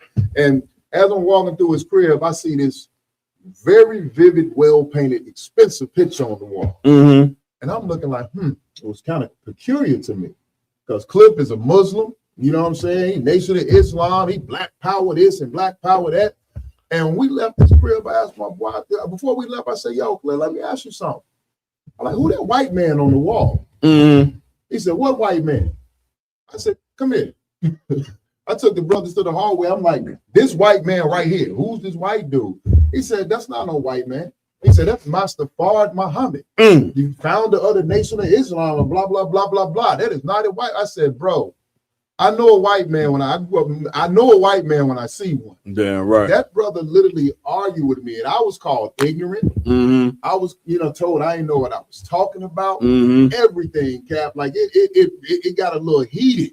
And even on the way walking back, my boy's like, man, you should have done that. You know what I'm saying? Farah Muhammad wasn't no white. I'm like, bro, I'm looking at the picture of a goddamn white man. Damn right. I grew up in the heart of Mississippi where white people were still oppressing us. I know an oppressor when I see it. Damn right. You know what I mean? That's so right. the brainwashing inside of the Nation of Islam, Mhm. the assimilation is so heavy that they have forcefully convinced themselves that white man is either black, that he's black. They Mhm. trying to tell me that's a black man Mhm. that started that religion. Right. You know what I'm saying? Right. So they say we brainwashed. You know what I'm saying? Mhm. And we a cult. Well, we can look at our black king. His descriptions in the Bible clear as day. Mhm. I can look at our black leader, Commander General Yahala, you know what I'm saying? A strong Benjamite, you know what I'm saying? And ain't no doubt in my mind about who these brothers are. That's right. You know what I'm saying? But they looking at the picture of a lily white man and telling themselves that he's black. Bro, IG. Oh yeah, Khan. I mean, the brother he talking about assimilation to white culture. I'm looking at him. Yeah, okay, he looks like a 50-year-old baby. The only culture, like the only culture on earth that promotes a man that shave his face is Caucasian culture. That's And it. This nigga got a baby face. I mean, it's like unseemly to look at. Like you a grown man and you shaving your face butt ass naked. Damn right. That is white culture to a T. And if I ain't mistaken, he not even a black man himself. I believe he his people was like Iranian. If I'm not he ain't black. I believe his mother is, but his father is like Iranian or something. You know what I'm saying? Nah, he ain't one of us.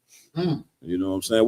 Go ahead, y'all were done. Same thing with Farrakhan. Another one. If I could just Please. back, you know what I'm saying? Farrakhan, his father is of Jewish descent as well. You know what I'm saying?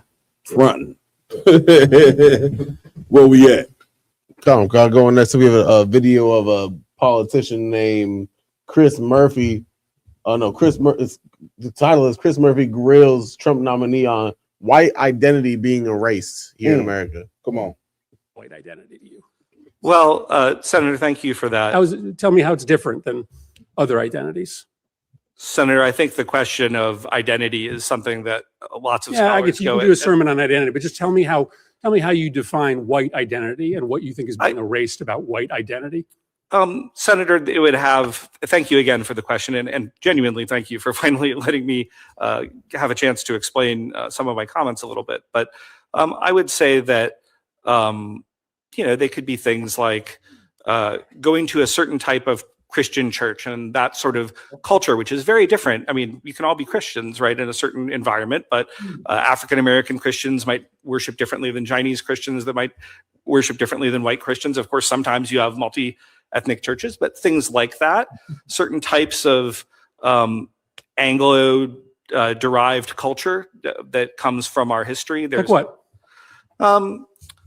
Let me think about this.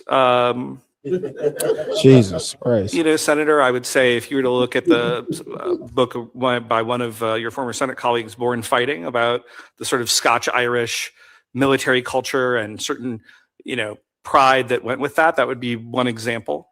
Obviously, you could have sub-elements of that culture. You could have Italians.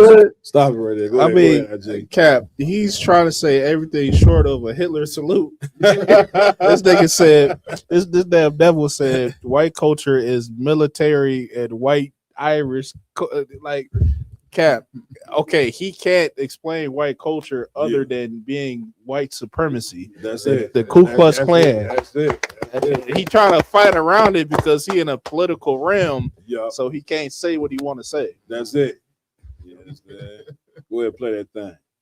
Could have Irish, and those are in many ways more. But you're worried about white culture. You're not worried about you're now retreating to ethnic identity. You don't speak about ethnic identity. You speak about white identity. So tell me the values that stitch together white identity and that make it different than black identity.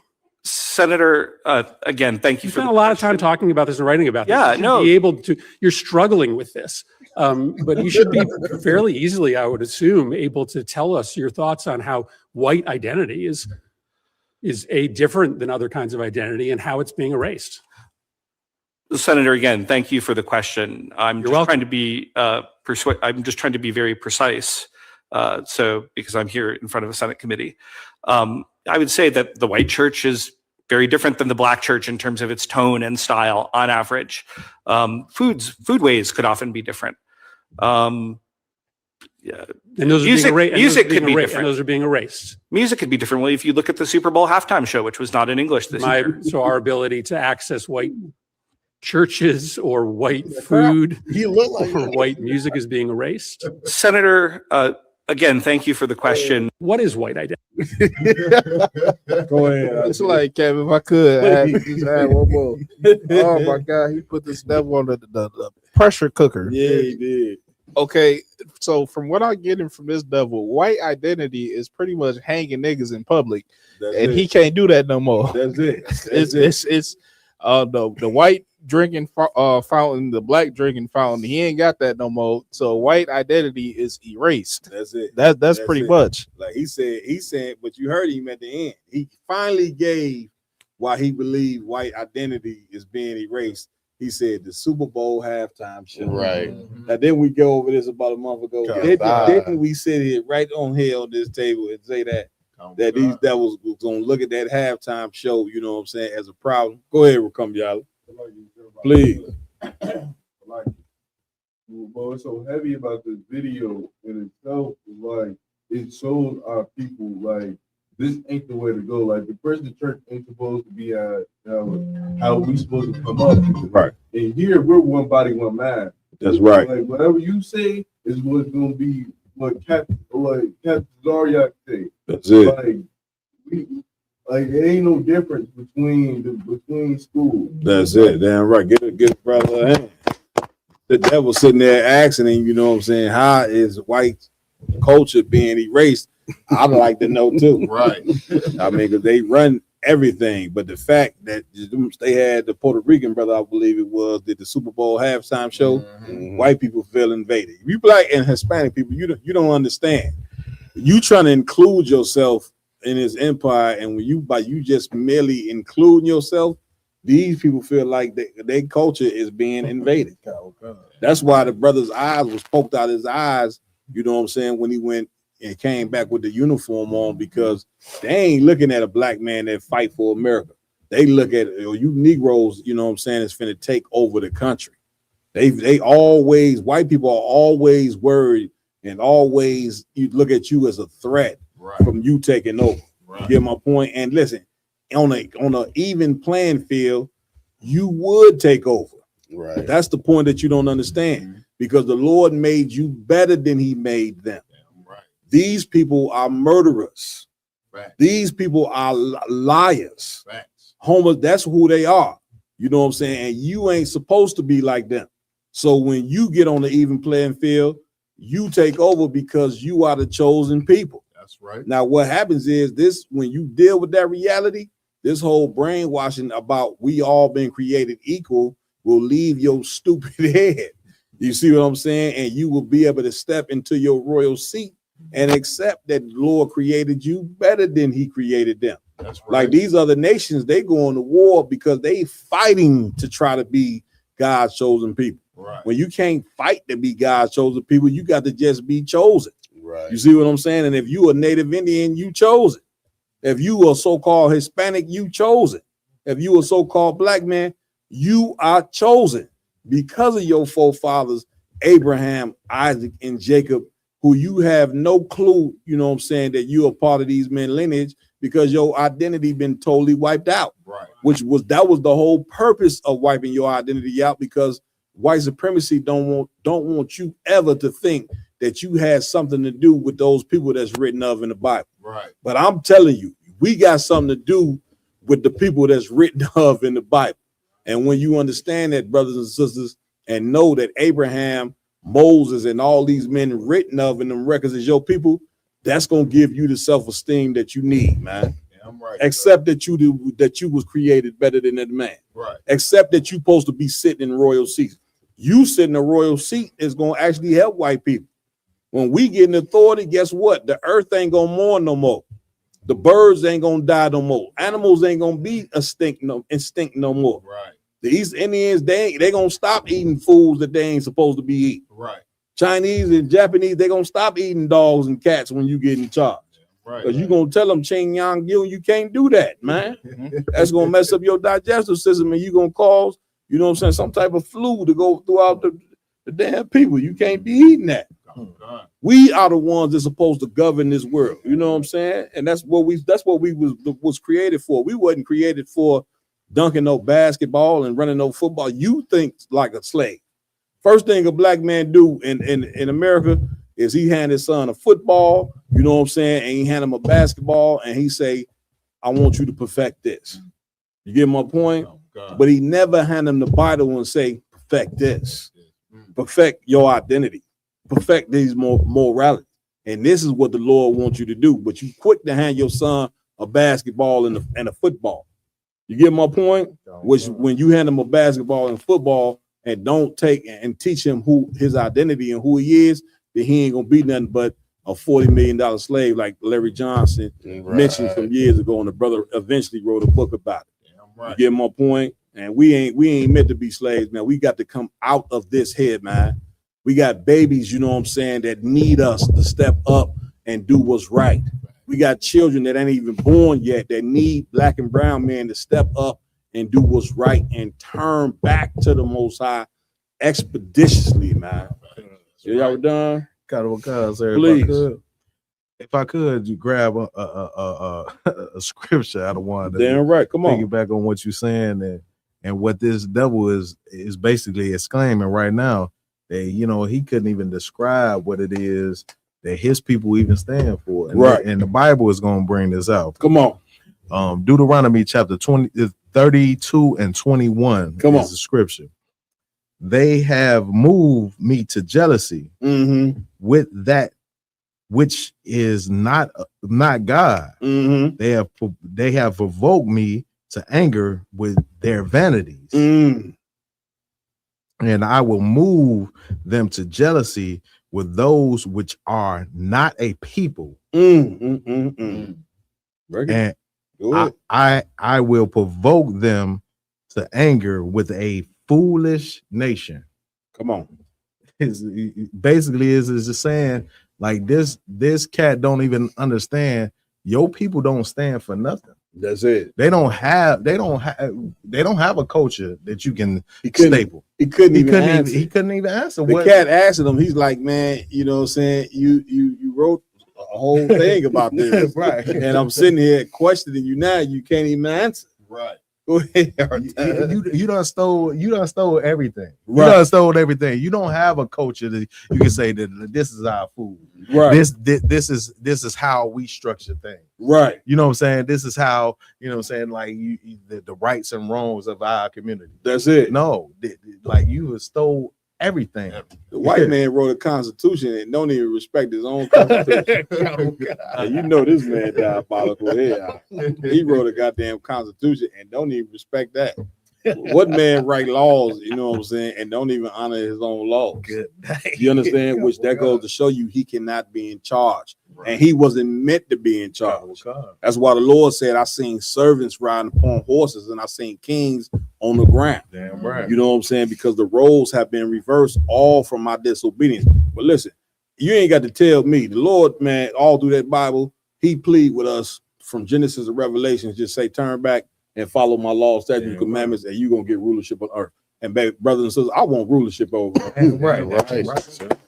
I ain't in here to fight for no. I ain't trying to be equal with white people. I ain't trying to be equal with no Arabs. I ain't trying to sit and hold hands with other nations in a rainbow and go all around like we all gonna be. None of that. I want straight up rulership. I want white people to go on slavery, Arabs to go on slavery, Africans to go on slavery. I want them to pay for everything, you know what I'm saying, that they did to my people. Right. Get my point? Now you might listen to that and say, this nigga's crazy. He's crazy for wanting justice. They looking like, nigga, you ain't ever gonna get that. Just think about the divide of a slave, but Uncle Tom. The other slave, they huddling, trying to get off the plantation. He huddling with them. When they go to sleep, he at the master's door. Master in their sleep. Now just think about the psychosis of this. He knocking on the door. The master white man come to the door. What's up, nigga? What? I'm in that raping shit, your auntie. What's going on? You see what I'm saying? No, that's what took place. You know what I'm saying? These niggas talking about killing you at 3 a.m. and running off the plantation. I just want to be one here to tell you what's going on. Right. So you got enemies of your own people out. You got to understand that and know that. Some people don't want to get off the plantation. They comfortable in this sickness. America is a sick place, and we as a people totally sick. And your own people, man, they want to, long as they getting paid, long as they getting a check, man, let them niggas die. Right. Don't listen to them niggas, the Israelites. Them niggas don't. They ain't got no DNA proof that they Israelites. What DNA proof? Okay, what Israelites we gonna go pick? They saying that these niggas, man, they saying the Israelites don't exist. So what Israelites they gonna go blood? They gonna go get the test with ours to see if we Israelites? You dumb stupid idiot. Dumb stupid idiot. Go ahead.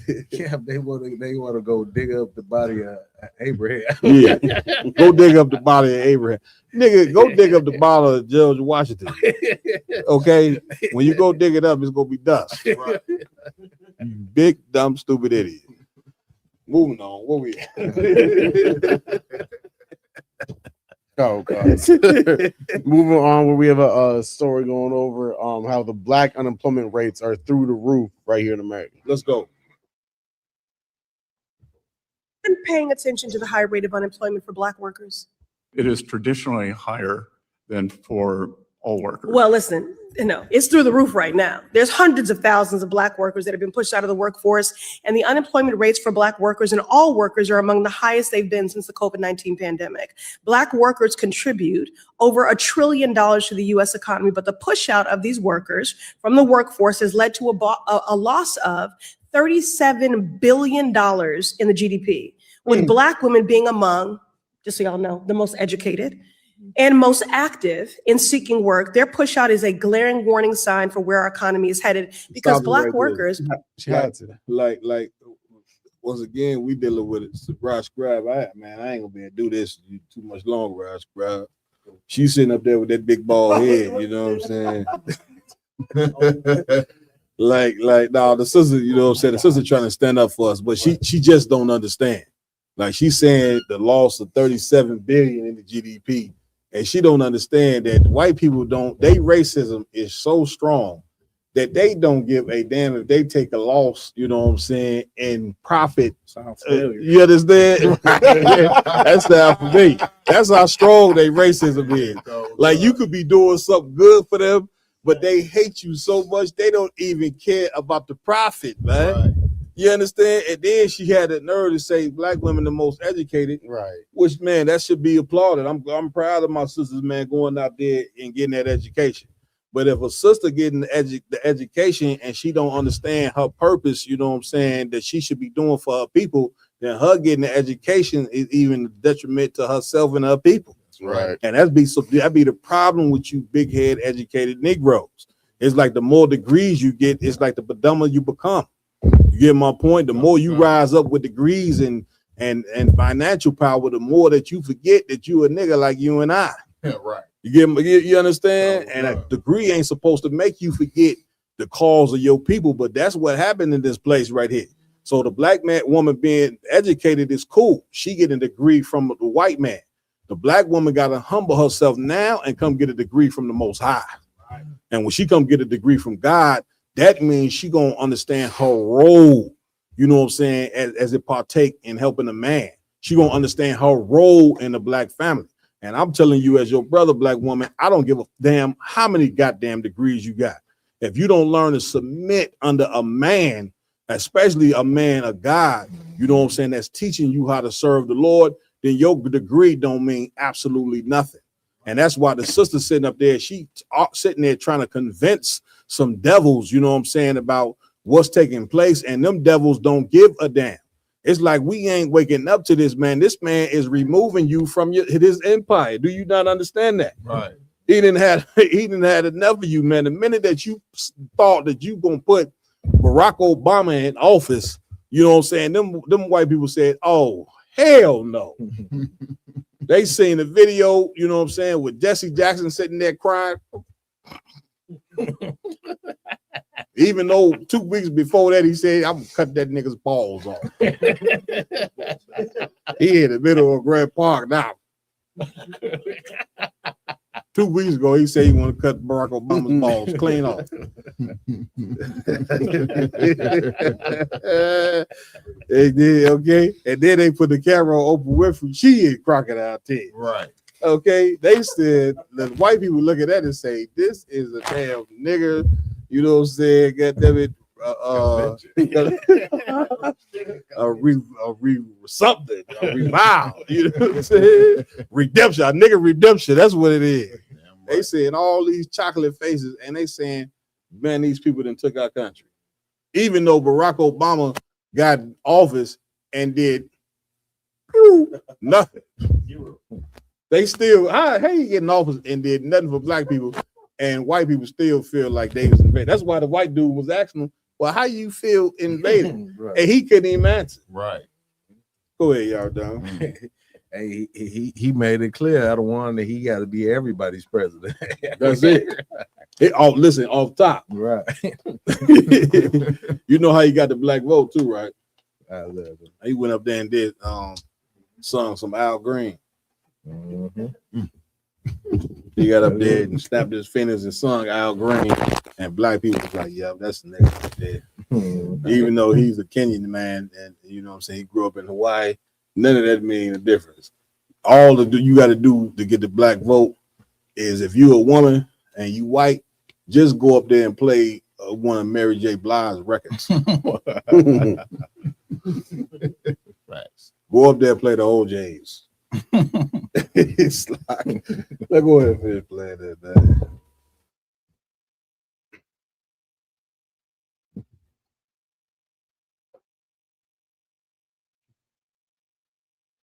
Black women in particular have always been the canaries in the coal mine. So this is a problem for everyone. Black women are bearing the brunt, but everyone will feel this hurt. I have led letters to Fed Chair Powell calling for action to be taken. He is also a member of FSOC. So I want to ask you, Mr. Secretary, will you commit to analyzing Black unemployment rates specifically and its impacts on financial stability? Yes or no? I will analyze Black unemployment rates. Wonderful. And when will you get us a report and a plan of action? I was thinking March 6th. I can't commit to a date. Okay. All right. Well, I think March 6th makes sense. That'd give you over a month, which is more than enough time to convene that working group and to report out your findings. I know you already have the infrastructure to do that. So at the end of the day, Black families, Black futures, and the lives and livelihoods of all who call this country home are depending on you to act. And with that, happy Black History Month. Where we going? Man, listen, man. I think after that, we just go ahead and wrap it up. Yeah, because the sister just does not understand. Anytime you go sit in the Senate, Congress, and get to talking to a bunch of white men, they just waiting for you to stop talking. Right. Like, the cat sitting there telling her, I can't come up with no date. She just tried to give him a date. Man, you can't force yourself on these people, man. Let's, you know what I'm saying? If anything, man, let's work on us, man. That's right. You know what I'm saying? As you so-called Black, Hispanic, and Native American Indian, man, let's get our mind right on this truth. It's looking like the third world war is here. This war that we're watching right now, it may stop, but it's gonna start back. You know what I'm saying? The Lord is trying to wake us up, you know what I'm saying, to show us what time it is in the earth. So with that, man, give it up to these brothers for an amazing show. Like always, to my right, I'll give it up for Officer Lamar Yala. The announcements. Calm. As always, make sure to go like, follow, share, subscribe to All Round Table of Truth social media pages out there. Real Deal University. Of course, in about 2 weeks, we have what? The Lord's 57th annual Passover. It's quickly approaching. You understand? Make sure to get your flights in, get your arrangements settled. You understand? Make sure to pay your Passover fee, $200 per person per adult, the age of 17 and above. You understand? And then, of course, right after the Passover, I got to make sure we announce it now. We have the Thank You for Listening Awards coming up back here in Chicago. You understand? Make sure we will post a link in the chat. Big shout out to 290 Mo. That's right. For having us be on the ballot. Make sure to go to the link. We'll post it in the chat to go vote for the Roundtable of Truth for the host of the year, co-host of the year, and the live show of the year. You understand? We appreciate all your votes and all support for all you listeners out there. As we do always, we definitely appreciate you. With that being said, I also want to give it up to Officer Yaradan. The announcement. Come, sir, if I could. Yeah, you know what I'm saying? First off, you know what I'm saying, pay your tithes, you know what I'm saying, ISUPK.com. Pay 10% of everything you earn to the priests and the prophets of the Lord. That's right. You know what I'm saying? Also, just to piggyback on what Lamont said with the Passover fee, you know what I'm saying? The Passover fee, you know what I'm saying, $200 for each adult, you know what I'm saying? You have to understand like the emphasis of what all of this encompasses. Like this is not just one event, you know what I'm saying, just the Passover. It encompasses so much more. You come there on Wednesday, you know what I'm saying, you getting the Passover kickoff with the slaughter of the lamb. Yeah, they did 200 just for the lamb on a piece of lamb and a piece of bread on the plate. On the plate. You get 5 days of activities that's worth way more than your little $200, man. You lucky we don't charge you $500. The general is covering so many things. If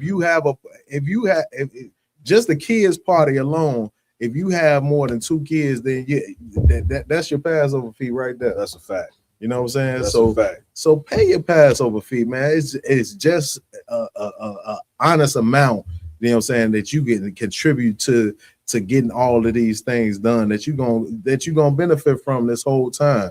You know what I'm saying? You're gonna get free food and basically all the events that you come to. The general is just so generous. We almost have to argue with him. Like, general can't cover all of this. You know damn right. You know what I'm saying? So like, pay your Passover fee if I could. Damn right. Also, you know what I'm saying, we have our babysitters already, you know what I'm saying, aligned for Friday for the Black Party, you know what I'm saying? So just make sure that you register your kids. You know what I'm saying? Israel, come on now. The general is footing the bill. The general is, just like I just said about the Passover fee, he's footing the bill for you to have free babysitting. And you can't even register. Just register your kids. It's something I'm gonna tell you, black people, man. I love you. I love being black, but man, it's just something in us that like to do stuff last minute. I don't know what that is. Give me right on it, man. They got the demon of procrastination. Yeah. You got to wait. You know what I'm saying? To an hour before you drop your kid off the register. Everybody. Cuddle with cuz, man. Cuddle with cuz. So if I could, that's the last thing for me. I'll get off y'all backs right now. But please just register your kids. The general is footing the bill, you know what I'm saying? It's included in your Passover fee. You know what I'm saying? Damn right. Look, give y'all a down hand. You know what I'm saying? I'm gonna tell you something. I just want to give y'all a down hand from taking the babysitting from me. Because at one point in time, you know what I'm saying, my red had me involved in stuff. Had me down there administering kids, this, that, and other. I said, oh, I got to find me a second in command. Wait. Y'all took that thing on over. He did it smooth too, y'all. He did it smooth. It's a hell of a brother is, man. Brotherhood is a weapon. You hear me? Because I was ready to take out a belt and whoop all them kids in that goddamn when I was down. I told my rip, I said, don't you call me down this month. I don't you call me down here the most. There's a big up to the brother for taking over. You know what I'm saying? Also, too, we want to give it up to Officer Iwalam. Any announcements, Iwalam? Yeah, Comic-Con. Please. This week, we added some new components, but we is gonna have the War Report live. Myself, Ras Karab. So make sure y'all on the lookout for that. Damn right. Give it up. All right. Also, we want to give it up to Officer Mayad. Give it up. Any announcements, brother? Comic-Con. So, you know what I'm saying? With everything fast approaching, I think it is in your best interest to go to isupk.com. If you Black, Hispanic, or Native American, wherever you are in the world, go to isupk.com, find a local school in your area, and start attending class now. Yeah, you know what I'm saying? Right. We got classes Monday through Friday from 7 p.m. to 9 p.m. all across this world. You know what I mean? Mm-hmm. And every Saturday we have the Sabbath service. You know what I'm saying? Where we go over the scriptures, we break down the. Captain Zaria just debated some Edomite. Do you speak Hebrew and Greek? Well, Edomite, tune in to the Sabbath service. You're gonna see the original Jews speaking the original tongue. And let me tell you something. That's so dumb. That's so dumb. You know what I'm saying? We done lost our language, lost our culture. And when we go out there and teach at camp, they come right up there and say, well, y'all ain't speaking in Hebrew. Now you see why I be wanting to retire.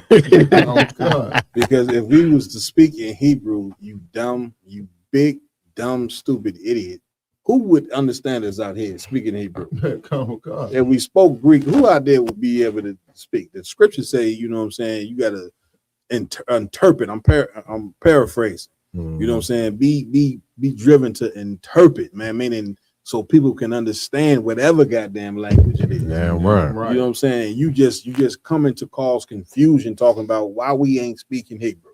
So we got out there and spoken Hebrew. The black people who don't understand Hebrew will be like, well, why what in the hell they saying? Right. Go ahead. Every Saturday, all across the, you know what I'm saying, UPK, we read the scriptures.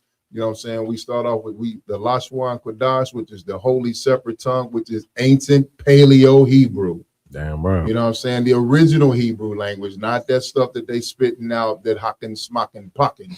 You know what I'm saying? Then we give you the English translation, you know what I'm saying, and a proper scripture breakdown so you can understand the Bible, you can understand real Black history, true and form in front of your eyes. Damn right.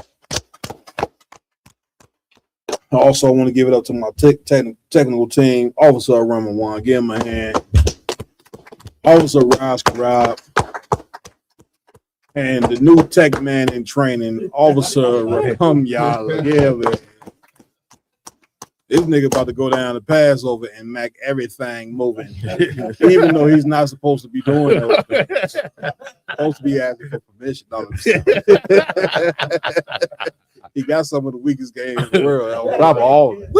No, I'm just joking. He got some good he got some good hellified games. All right. Man, I also want to give it up to a few more brothers in here. Officer Kazai, I want to give him a hand. Officer Mariah, I'll give him a hand. I am Captain Malquad, under Commander Jenny Honda. There's been another episode of Roundtable of Truth. With that, we out. See you next week. Shalom.